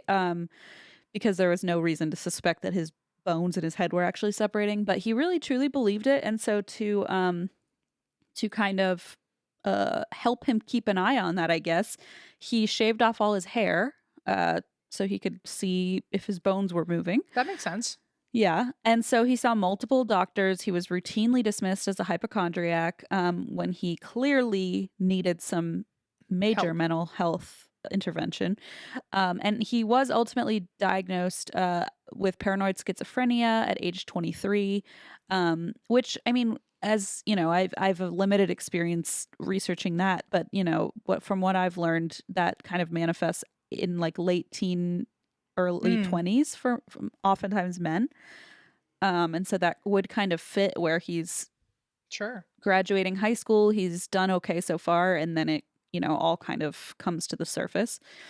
So yeah, he was diagnosed with this at age 23, left the hospital after 72 hours. He went and lived with his mother, and who had now divorced from his father. And while he was living with her, he became convinced that she was poisoning him. So he wouldn't eat any food she made, and she just couldn't handle him. So she uh, told his dad, her ex, and he sent Richard to live in an apartment on his own. So Whoa. he was on his own now again, and That doesn't feel like the right call. I don't know doesn't feel I don't good. know what the right call is, but I feel like he needs help or Yeah. someone watching him. Yeah, exactly. So now he's alone and he begins to fully hone in on this no blood obsession. Uh, and this is where things take a quick, sharp downward spiral and continue. Okay. The first thing he did was he would capture rabbits, he would disembowel them and drink their blood and then eat the bodies raw. Wow. Okay. Then, as if that weren't enough for your poor brain, he Hmm. blended the organs with Coca-Cola and drank it. That's new. That's an original one. It's an original. That's Richard new. Chase. It's an original. Um. So I call it RC Cola. what's wrong with you? I I Get it? I get it. I get it. I get it. I my Here's my thing. I want to know why soda? Like cuz even he knew it was disgusting and he needed to mix it with something? I imagined maybe it was just what he had on hand, and But like if he's already drinking their blood and he's like that's fine. I think it's because the organs he wanted to blend the organs, but you need a he liquid. couldn't you just do that with the blood before you drank He already it? drank the blood. He was like, "Ah, man, I needed that for the next part." Oh, And I drank that too quickly. I don't know. Yeah, I don't know the logic. I mean, did the he logic, but I don't yeah, I also this is probably not a question with a true answer to it, but did he enjoy the taste of it, or did he gag on it and feel like I just have to do it and get through it to have more blood? I wonder that myself. I don't know the answer, so I want to put that out first. But my guess is that because I don't think he ever did this. Well, I don't know if ever, but I don't think this started as an enjoyment, like how you see some people say, like, "Oh, I like the taste of flesh" or Right. whatever. I don't think it was that at all. I think he legitimately thought this would cure him, and did it more as just like a health measure, quote unquote. Like, I, wow. I imagine if you have a taste for Coca-Cola, you probably don't have a taste for rabbit organs, but Sure. In legitimately, which I case, don't know. though, if you really thought you needed to eat the organs, couldn't you cook those? Couldn't you just have like chicken liver or rabbit liver? You probably could, but he I don't didn't, know what. so I mean, obviously, he's not thinking in this. He went from putting oranges on his head to to blending rabbits. disemboweling rabbits and putting So, them in a blender. Yeah, yeah, exactly. it So really is a complete nosedive. yeah, I don't think there's much logic here that I could really explain to Offer. you. Yeah. Yeah, offer, yeah. So all of this to him at the time seemed rational as a way to treat his ailments. He now also believed his blood was turning to powder and needed to be replaced, and so this became a Whoa. fixation for him, like an obsession of replenishing his blood, if that makes sense. Yeah. He also thought his heart was shrinking, so he was. I mean, he had been diagnosed with paranoid schizophrenia. Like Yeah. He's going through it. He's he going through really it. was believing that these things were happening to him, and he was terrified. So Richard went on drinking his rabbit smoothies for a couple of years and just did that until he became sick for real with Because he septicemia. was Yeah. fucking eating rabbit Well, actually, blood. no. He got blood poisoning because he injected rabbit blood into his veins. Okay. Uh, it's one of those things where I have a lot to say, but then I'm very quickly reminded there's mental illness involved. I But know, like, I know, I because know. I have comments that probably would be insensitive until I'm aware that like this guy really thought he was helping himself, and then I'm like, Yes. oh my Like god, this, like, he was like going through hell himself. Um, and so, and I don't say that to excuse what happens later at all, but it's just worth noting. So his father took him to the emergency room. Septicemia is apparently, from what I've heard, extremely painful and extremely dangerous. is that not sepsis? They Yeah, sound the it's same. right. It's like poisoning of your bloodstream, Okay. basically. Yeah, it's very dangerous. So his father took him to the emergency room where he told the staff about his blood that he had injected, and so finally they end up sending him to a psychiatric hospital. I was Um, gonna say, like, is he not telling people he's doing this? Like, he knows better than to be announcing it to his friends and family. yeah, I think he probably hadn't told anybody until he was in the hospital, and they were like, "Why Wow. is your blood poison?" And maybe he explained it. Imagine Um, the nurses that went home that night. oh Like, boy. I'm sure I know nurses probably get crazy stories all the time, but I feel like that one takes the cake. That one's pretty wild, especially if later on, a few years down the road, you turn on the news and you're like, "Uh-oh, I know that Yeah. guy," you know? Yeah. So he tells the staff they send him to a psychiatric hospital. They send him to Beverly Manor Psychiatric Hospital in Sacramento. At this point, talk about insensitive. He's nicknamed Dracula, and it is conflicting sources say he was called this either by the staff or by fellow patients. I like to think the Oof. staff didn't do that, but you never know. You never know. Um, Staff once found him with blood smeared on his face, and they found out that he was sitting at the windowsill and capturing birds and beheading them Holy shit. Wow. and drinking their blood. So he's also that's a new layer to the mental illness in my mind, or is it? Because so he knows he's getting sick from doing this and now it's not stopping him, which makes me feel like there's a whole new level of I don't care. Like I Well, don't I like think part of it is that he thinks he's keeping himself alive this way, almost like the only oh reason, because he's replenishing his blood supply, and so he keeps doing it, even though one time when he injected it, he got sick. yeah. Uh, but yeah, Wow. Wow, wow, wow. I also it really has graduated from being like a toxic masculinity thing of like I need it's like, so he's not even doing this anymore for an erection. He's doing No, it because yeah. he thinks his blood is powdering away. Right, it's right, exactly. Like it almost started Oh, as that and then turned into something, and then, he would I think again, I'm not a mental health expert. I'm not any expert, but or a medical provider, but I think the fact that he was dealing with that as a teenager and then, schizophrenia usually kicks in when uh for boys or for men around like that yeah. 20 years old. And so I could see that could have morphed Hmm. into something way bigger. Um, it's just horrifying. So they catch him doing this in his room with the birds. And this is actually interestingly reminiscent of a character in Dracula, like the book by Bram Stoker, who is named Renfield and basically spends his time luring insects and birds into his room to like eat and kill them. Oh, So, whoa. strangely enough, they're calling him Dracula and he's known for this obsession and he does this odd behavior that the character in Dracula does. So, kind of weird. Um this is not good. I mean, none of it's good. In the hospital, he has access to therapy dogs. Not sure who allowed that when Oh my he is known for God. harming animals. And he starts stealing syringes and extracting blood from them. He did not kill any of these dogs, I don't believe. So at least there's that. But he Does was, he?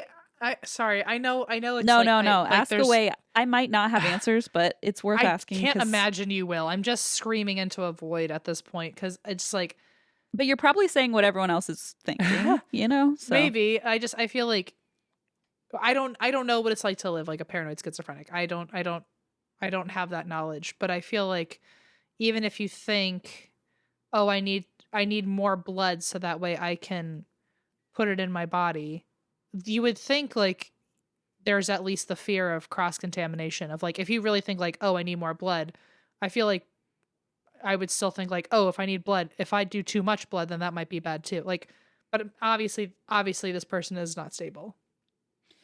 yeah, I don't think there's really a clear line I know. of I know. I would foresight and hindsight.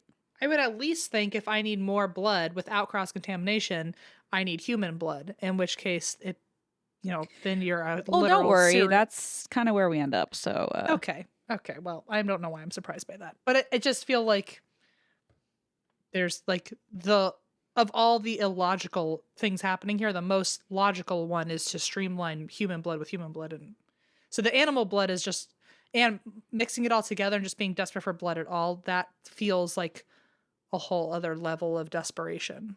I don't yeah, know. I don't know. There's no right words. I don't know. yeah, It's crazy. it's Crazy making. deeply, deeply, deeply disturbing. And the fact that he's moved from wild rabbits, which obviously also disturbing, but to like people's pets, like Pets. therapy dogs, Pets. it just gets worse, folks. Okay, It's getting more and more I don't want to say like I don't care about the bunnies or the birds, but like it's getting closer and closer to home for me, I think. yeah, and it becomes I mean, it's getting more out of our comfort zone. That's Uh-huh. another wrong way to put it, but I mean, you know what I'm saying. Yeah, Like, yeah, yeah. it's almost like catching wild animals is different than taking someone's pet and harming them, obviously. Yeah. Um, so he was prescribed Thorazine, which is a powerful tranquilizer. Although it was suspected that his problems might also be symptoms of heavy drug abuse. Uh, and so that was something that they couldn't really alleviate at this psychiatric hospital. But eventually his behavior did seem to improve and he was released into the custody of his mother, who decided to take him off of his medications and began to wean him off of the medications. Why she did that, not sure. And when he became unstable again, she moved out and left him on his own with Hmm. no medication. So, Great. yeah, we can imagine that this didn't go well. So he stopped taking care of himself. No bathing, no grooming, barely any eating apart from like the animals he was catching. Ugh, Uh, wow. So he he's suff- just like almost on a strictly blood diet now. yeah, he's just like eating raw animals. Honestly, it's shocking he didn't just drop dead. It's really amazing that this sepsis happened once and not every week. I feel like Well, I mean, also, like, I'm even afraid of, like, eating cooked steak that's a little undercooked. Like, but, like, right. this guy's just chugging blood. It's just so like, I Like just it can't. how is Yeah, he living? How I have no freaking clue.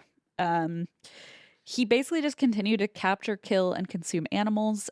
He began to capture dogs and cats from the neighborhood.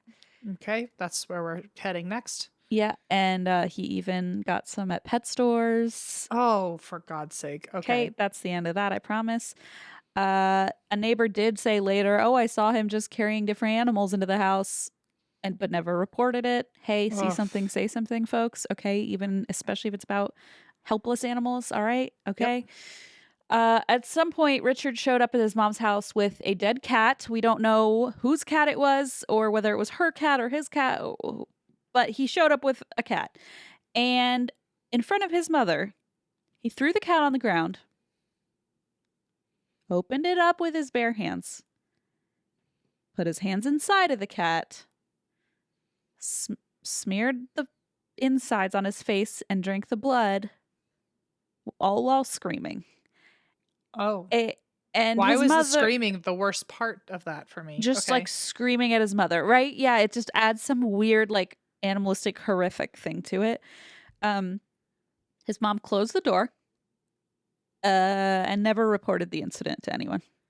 Honestly, I mean, fucked up. I'm not saying it's not fucked up, but also, can you imagine seeing your family do that? Like, what the fuck do you do? I mean, I would like to think I would report it, but I think I'd be so scared for my own life at that point. I'd be I would like, just be scared for my child. I'd be like, my yeah, child is ill. I need to, you know what I mean? At least I like to think that's what I would feel. But I mean, it's hard to judge somebody else when you don't know their I think I'd experience. be, I think I'd be scared in just a lot of ways all at once. It'd be terrifying.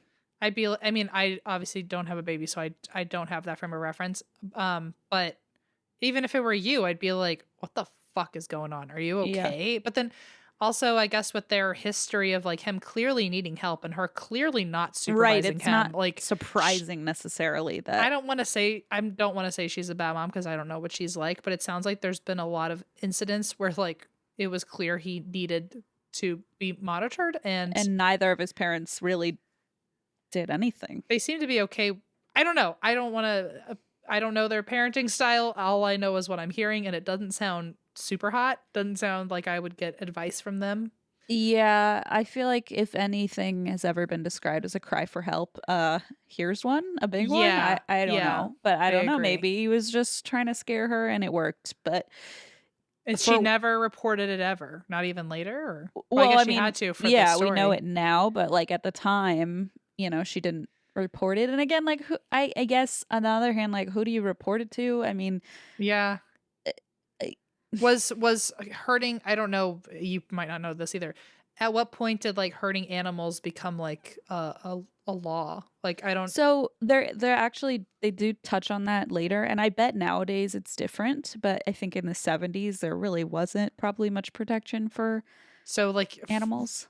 realistically, like even though it looked real wild, the cops might not have been able to hold him on anything. I imagine like what are they going to prove whose cat it is? Yeah, I imagine like Hmm. that might not be the most effective thing to do. And then as far as like a psychiatric thing, it's like he's a grown adult now. Yeah. Uh so I do get why, like, how would you go about this, but at the same time I feel like let's just say I wish Yeah. somebody had given him the help he needed. It's So certainly that's the poster child story for see something say something of like yeah, if you're yeah, watching him rip a cat open with his bare hands and yeah, eat it, maybe call somebody, at I least a know. friend. A friend. Let a friend Like know. just be like, do Don't you have call any me. I advice? don't want to know. Don't call Yeah. me. Yeah. Yeah, so, just really sad, really scary. Um Clearly in need of a new hobby, Richard decides he's going to start collecting guns. Whoa. Hey, could it get worse? Yep. Yep, here we Yep. go. In 1977, police patrolling the Nevada desert found an abandoned car covered in blood, with men's clothes and two rifles inside, along with a bucket filled with blood and a liver. By a nearby lake, they found Richard Chase naked and covered in blood. He tried to run away. They caught him. After arresting and interviewing him, police determined the blood and liver belonged to a cow that Richard had shot with one of his rifles. But since there was no human victim, kind of going off what you were just saying, everything was dismissed and he was set free. Well, shit. So it's like, I don't know, Em. I don't know. I got nothing. Usually we've got something. I got nothing. Got nothing. And so now, I mean, we'd see he's graduating from dogs and cats to bigger animals, which we can only imagine what happens next. Mm-hmm. It's almost, I wonder if he was testing it with a cow, like a bigger person. That's what I think is happening. Yeah, because like sizing it up. He used his guns to shoot it and see if he could overtake it. Yeah. So on December 27th, 1977, he attempted his first murder. He drove around Sacramento with a new .22 semi-automatic pistol. He randomly spotted a woman named Dorothy Polinsky through her window in the kitchen while she was doing dishes. And he fired at her from his car. Thankfully, missed her head by an inch. Whoa. It went through the window, through her hair, and got lodged in a cabinet. So it's just like that time when like there was like a stabbing or shooting and it hit the guy's car keys. Oh, yeah. Yeah. Where it's like it just hit your hair, like, so now you've just got like a chunk missing and now you can look at where a bullet almost hit you. It's terrifying. Yeah, it went through her hair and hit a cabinet and he drove away. 2 days later, December 29th of 77, Richard saw Ambrose Griffin, age 51, a father of two, unloading groceries from his car in his driveway. Richard drove past, shot him twice. One bullet missed, the other hit him in the chest, and he fled the scene. Paramedics arrived, and Ambrose was still conscious, but he died shortly afterward. At first, they thought it was a heart attack, but then they saw the bullet because they just didn't even realize what had happened at first. Wow. And so finally, you know, they are looking at this as a shooting, and they first think this must be random, but then they realize that the bullet in Ambrose Griffin's chest was the same as the one in Dorothy's kitchen cabinet. So they're like, okay, somebody. I was going to say, how did we know that shooting Dorothy people. was this guy? Yeah. I was going to ask how we like knew he was involved. Yeah, they matched the bullets. Gotcha. So nearly, they wasn't much else they could do at this point. So they match the bullets. They know it's the same person, but not much else to do. Also, I like your Cackle Witch shirt. Do you like my shirt? Yeah, I was going to say it earlier, but there never seemed to be a good time because things were too fucked up. There's never a good time. No. So nearly a month later, January 23rd of 1978, married couple Robert and Barbara Edwards came home and discovered Richard Chase standing in their home. He had found the door unlocked and had let himself in. He ran away, but the house, when they looked, was in shambles. He had peed in a drawer where they kept their baby's clothes. Whoa. And then he had defecated on the baby's bed. That's interesting because I don't know if that's, I mean, everything that's coming out of my mouth is, I don't know if this is mental illness, or I don't know how to explain mental illness, but I feel like that almost feels intentional because it feels so not part of his usual mission. Yeah. Of like, I'm here for the blood. I need the blood. But like to have done all that other stuff is like, I feel like there's a whole other scenario that's come up in his mind, or it was just like, I don't like that feels so out of character. I almost wouldn't give that an MO for him. Yeah, I know. It's only the fact that they saw him standing there that kind of pinned him to this too, because it really is, it's random. But again, you know, he's all this is random, unwell. Yeah, and a lot of this doesn't totally make sense in the traditional way. So Richard later said in an interview that he, now tell me if this rings familiar. He takes an unlocked door as an invitation into a home, he said. Yep, that'll do it. That's, do you know, does that remind you of, is that I know it's one of the big ones. Is it Richard Ramirez? Oh no, I was just saying it's like a vampire. Oh, there's like a serial killer too who also said like, oh well, the door was open, and just that's probably probably any of those guys from the 70s, I feel like is probably. They all just really liked unlocked doors. But no, it definitely also feels like a vampire. It's sort of, although he'd have a to be welcomed vampire, you in. had to invite them in, but still, yeah, I do I see feel, what you did there. I do feel a little bit like, oh, that's creepy that he felt like, oh, well, I've been welcomed into this home because they left the door unlocked. It's like, that's Ugh. yikes. Like big he took it yikes. as the invitation that a As the vampire sign. might. Yeah, Yeah, exactly. As like I'm the with you. welcome, you know. Creepy. So he said if he reached a door that was locked, he would conclude that he was not welcome in that home and he would move on. I mean, how fucking scary is that? Which, like, just PSA to everyone, lock your goddamn doors. Please, please, if there's Just anything you take from this podcast, just for all lock your you damn doors. For all you know, a serial killer is going to leave you alone because your door's locked. Right? And walk away. I mean, But then come again, on. I guess you could argue that there's probably one out there who would only want you if your door was locked. I don't know. It's all That's bad. fine. Just lock your door. It's all bad. It's all bad. So a woman named Jean Layton reportedly at some point watched Richard walk up to her house, try her door, which was locked, check all of her windows, also locked, and then just walk away. And she's like, that was really weird. And then later was like, holy shit. Like, thank God I locked all the windows and door. Yeah. And this is the 70s. Like, people didn't all lock their doors back then, you know? No. So, January 23rd, 1978, Richard entered the home. Oh, Blaze.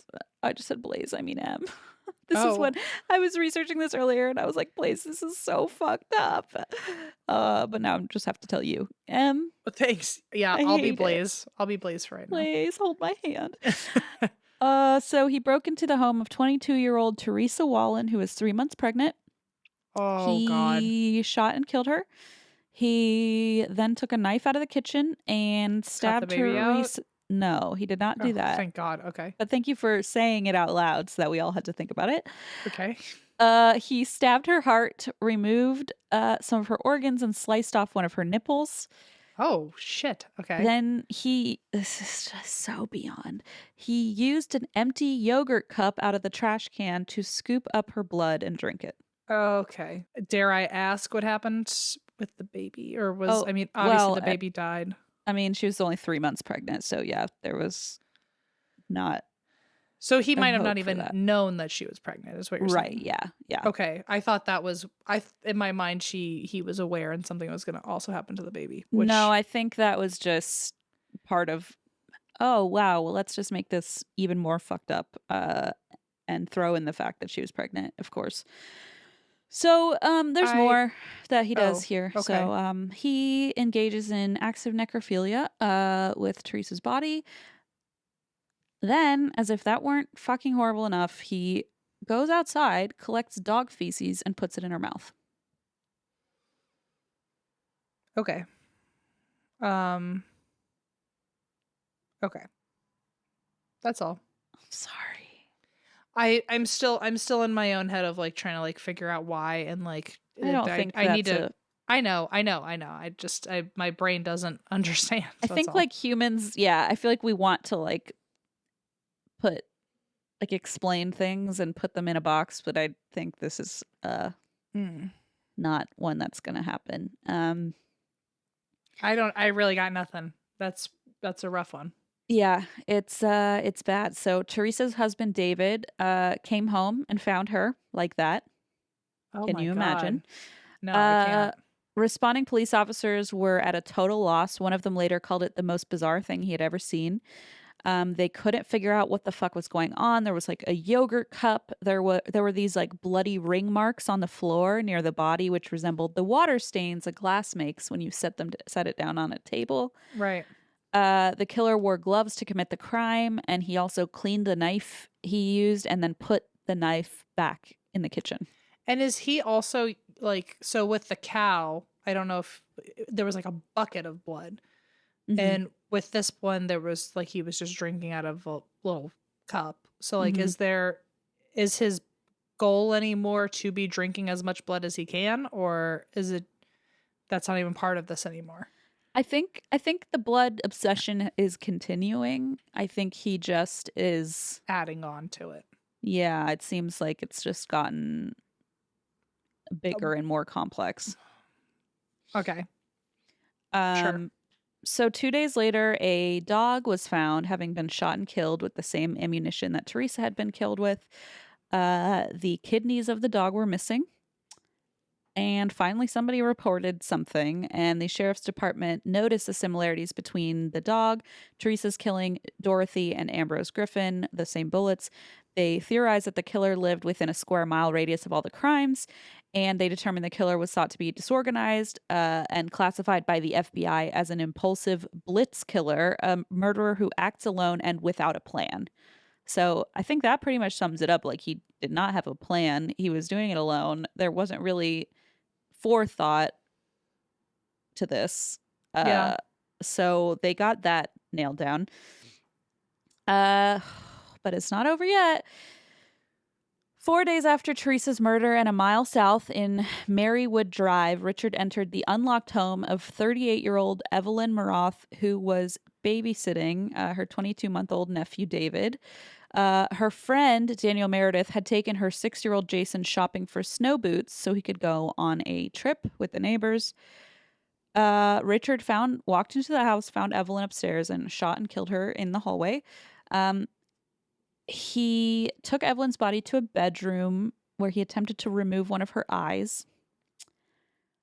Police noted from the scene that he had found extreme sexual gratification from all of this. So maybe that was part of it, that his impotence was no longer an issue. I didn't even think about that. You know how some killers basically get off on the violence and the gore? So they think that might be part of it, is that he was also solving that problem for himself. Yeah. I know that I hadn't even thought about the fact that, like, it was now almost like reinforcing his beliefs if he's now able to actually. Yeah, good point, Em. It's like, oh, now you have enough blood to I hadn't be even able thought to of it that way. do what you've always wanted. Yeah. I hadn't even thought of that way. So then but then it just encourages him to keep killing, because if he needs to keep getting enough blood to be able to do that, and then maybe he thinks this is the only thing keeping him going and keeping him alive. And you said he is R-wording them also, yeah? Correct. So I wonder if he's doing that as, like, to prove that he's finally accomplished this horrible. Yeah, or if he's just like, wow, look, it's working. It's working. Yeah. Yeah. Very, very, very, very, very, very fucked up. But it's not over, because then Daniel Meredith, the friend, came home with the little boy, and Richard shot and killed both of them. Okay. Got it. He then went back to Evelyn's body, stabbed her multiple times, drank her blood out of her stomach. Then he got into Daniel's station wagon, which had just been parked there, and fled. I feel like nothing you say anymore is surprising me, but I feel like you said something about an eyeball. It's all now discombobulated in my head now. But I feel like very few things are surprising me, but I did think, oh, it can't get worse than people, and now it's children also. Yeah, so it's almost like it just keeps getting worse, escalating to points that you can't even see coming. Yeah. So a concerned neighbor called the police. There were multiple shots, and the same this guy. I hope got some intensive therapy, because the same police officer who had shown up first on the scene at Teresa's murder showed up here and found the same bloody rings on the floor, and finally realized, oh, this guy's drinking the blood. That's why the rings from, like, a cup being set down over and over are showing up. So weird that it took 2 instances for that to get figured out. I think, but, like, why would you assume that? You know what I mean? Like, it's such a rare thing. Like, why would you be like, what are these circles of blood on the floor? And there was no DNA yet, right? There was DNA. There was just no way to trace it. I'm just kidding. Sorry. That was a good joke. Good joke. It's hilarious. I know. You really found a way to insert humor in. Thank you, because I was out of goddamn laws. I know. I'm sweating so much because I'm just so horrified. But there was no way to trace DNA. Okay, because I was gonna say, like, that's a perfect match with a little sip of the cup and all that, like like a mouth DNA situation. Yeah, but I guess also if it's just filled with blood, like. Oh yeah, that's. I don't know if you're going to be able to find. I mean, he was prepared enough to wear gloves, so he was not leaving fingerprints behind. So there was, He was certainly leaving spit behind, though. But yeah, that's you're right. true. If it's mixing with blood, like how With I don't, yeah, whatever. with such a gory scene. Mm. So, oh God, so this is when they're like, okay, great, this guy is literally drinking blood and setting the cup down and then picking it up. So Daniel's stolen station wagon was found near the scene of the crime, which was not far from Richard's home. And as you can imagine, this whole area, people's sense of safety was like turned upside down, violently shaken. The entire community was on edge. There was no like pattern. It wasn't like, oh, he attacks only women, or oh, there's like something specific he's looking out for. And so anybody could be the next victim. I did think it was interesting that one of his first gunshot victims was a man. And I do wonder if any of this still traces back to his impotence of like, oh, that looks like a strong man who has 2 children. He clearly can get it up. Oh, yeah, I don't know. Well, I don't think he knew about the children. I think that was Oh, another thing with the pregnancy where it was like, oh, father of two. He was just out in the driveway. gotcha. Let's humanize him, even though I it makes it more gotcha. fucked up. But I don't think he knew that. I thought that he was aware that it was a father, but Yeah, no, I think all it's right, more. That's a good point, though. But I think it's more of just like an opportunity thing. Like he just saw him unloading gotcha. groceries and was Which like, is not that I think that like people should be targeted, but it also the reminder that someone could just do something at random because you're the one there is just so scary. yeah, it's the same as with to me at least. It reminds me of the Israel Keys story of like there's no rhyme or reason. You can't even Yep. pretend that you're prepared. You can't even trick yourself into thinking you're safe because Yeah. you just don't know. Um, so the pattern was unclear to everybody. Richard seemed to just appear suddenly, randomly, kill indiscriminately, no matter who you are, man, woman, child, cat, dog, doesn't matter. The FBI formed a profile. They described the killer as a loner, someone who was slovenly, malnourished. Well, yeah, they hit that one Mm, right on the head. yeah. Possibly, but not likely, living with parents, but otherwise alone, as well as having a history of mental illness and drug abuse. Ding, ding, ding. Mm-hmm. Police released a composite sketch of a man who had been seen acting suspiciously in the neighborhood days earlier. Several witnesses described the man in the sketch as disheveled and wearing dirty clothes. They didn't realize at the time that the dirty clothes were actually just blood stains on all of his clothing. Oh God. Okay. Yeah, but thankfully, this sketch worked because Richard's former high school classmate, Nancy Holden, recognized Richard in the sketch. And so when the police looked into his arrest and hospitalization history, they started putting a profile of him together. A detective compared the composite sketch to a previous mugshot of Richard, and the mugshot actually had a mustache and goatee. So the detective drew them on to the sketch and went, aha, Yep. there he is. Okay. So they eventually knocked on Richard's door. They got no answer. And so what they did was they pretended to leave, but they hid Oh. out and stalked the door until he left. I see. And he walks out the door like out of a horror movie, covered in blood. Oh my God. Wow. Just like Just nonstop. wow. Nonstop, this guy. Not even hiding it. Not even a little bit. The police arrested him. They found Daniel Meredith's wallet in his pocket. So Ding ding ding. ding, ding, ding, pretty much a smoking gun. He also had the bucket he used to carry Evelyn's blood from the scene, along with the 22 caliber pistol that was linked to all the bullets they had found. In the interrogation room, Richard revealed nothing. He didn't acknowledge the murders or that incident in Nevada with the cow where he was discovered naked. Yeah. And then once dogs were mentioned, he scoffed about being in trouble just for a bunch of dogs, quote unquote. Oh shit. Which is like, buddy, there's a lot more happening here than just that. Yeah. Oh, And then, wow. apropos of nothing, he blurted out, Irish setters are the best. Oh.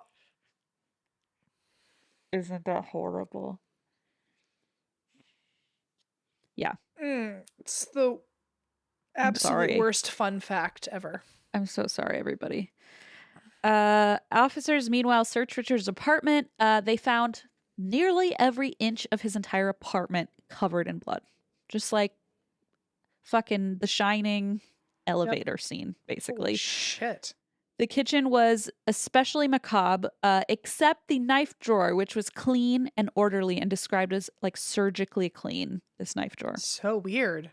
Yeah, he never, this is horrific, cleaned the blender.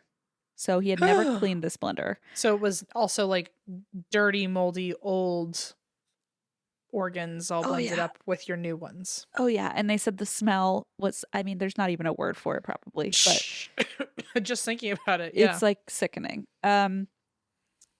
They found several pet collars in the kitchen. I'm sorry, everybody. And inside the fridge, they found several body parts. They also found human brain matter on Richard's bed. Wow. He appeared for trial in 1979.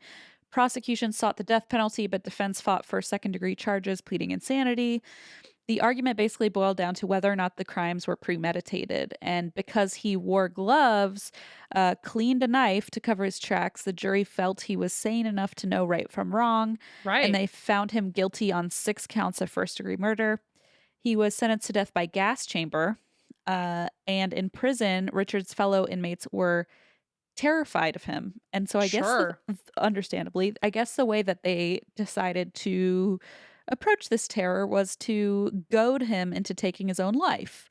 And so they were always telling him to take his own life, and he secretly stored his daily medication, these tranquilizers, until he had enough to take at once to overdose. So on December 28th, 1980, Richard Chase died by suicide at the age of 30. He was only 30. Wow. After all that.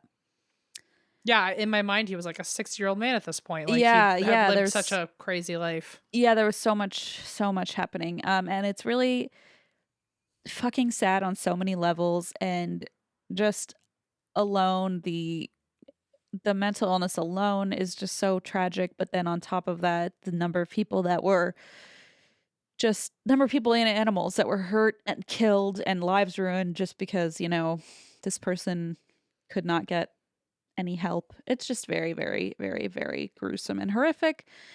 And I'm so sorry that I brought it to you today, Em. Well, I feel like you've done a good job of holding off on it for a while. It was kind of bound to happen. It's been a while since I did just like a super duper fucked up one, I think. I feel like I just don't remember what I did recently, but I don't either. I think it's one of the blessings of being so forgetful. It's nice to know in a couple of weeks I won't have this stored in my head for much longer. Yeah, but it's still not it's not quite as horrific as the Cletus Hems story, but yeah, I was wondering if there'd be a Chloe Fisherman, I don't know, cameo at some point. I wish. She charges a lot for a cameo. So tell Linda. How much? $69. I was good. Yeah. I'm surprised you didn't do 666. $666. By the way, one of the things that Christine got me for my birthday was a Pokemon card of myself, and the weight on it was 666. Just so we're clear. I forgot the birthday exchange was only on Patreon. Yeah, so if you want to see the fun gifts, it wasn't even a birthday exchange yet. We haven't done your presents yet. I'm still waiting for them. I'm still waiting for them to be relocated to rerouted. Me. So it's very obnoxious, but I don't need any presents. In due time, you will have a surprise gift giving extravaganza. That's so fun. You really fucked me up today. I know, and I was really upset this morning, and now I did it anyway. I'm sorry. I'm not sorry enough to not have done it, but I am sorry. Honestly, that's kind of the whole purpose of this whole show. It's I know. I'm gonna rock your worlds in the worst way, and unfortunately, you're gonna be stuck with that feeling. And then I'm gonna hang up and leave you to it. Toodaloo. Just enjoy your time. Yeah, I'm very glad that here it's almost 8:00, so I can really go downstairs and have a nice stiff drink because I need it. Good. Good. I'll certainly find a nice bowl of carbs and do something with that, I think. Oh my goodness. Well, also check out our bonus content if you're on Patreon to hear all about some extra birthday behind the scenes. It's a little palate stuff. cleanser, Really, it's going to be a really thick palate cleanser this time. Yeah, it's going to be It's going to feel a lot better than how I feel currently. Yeah, let's hope so. Oy, oy, oy. And that's why we drink.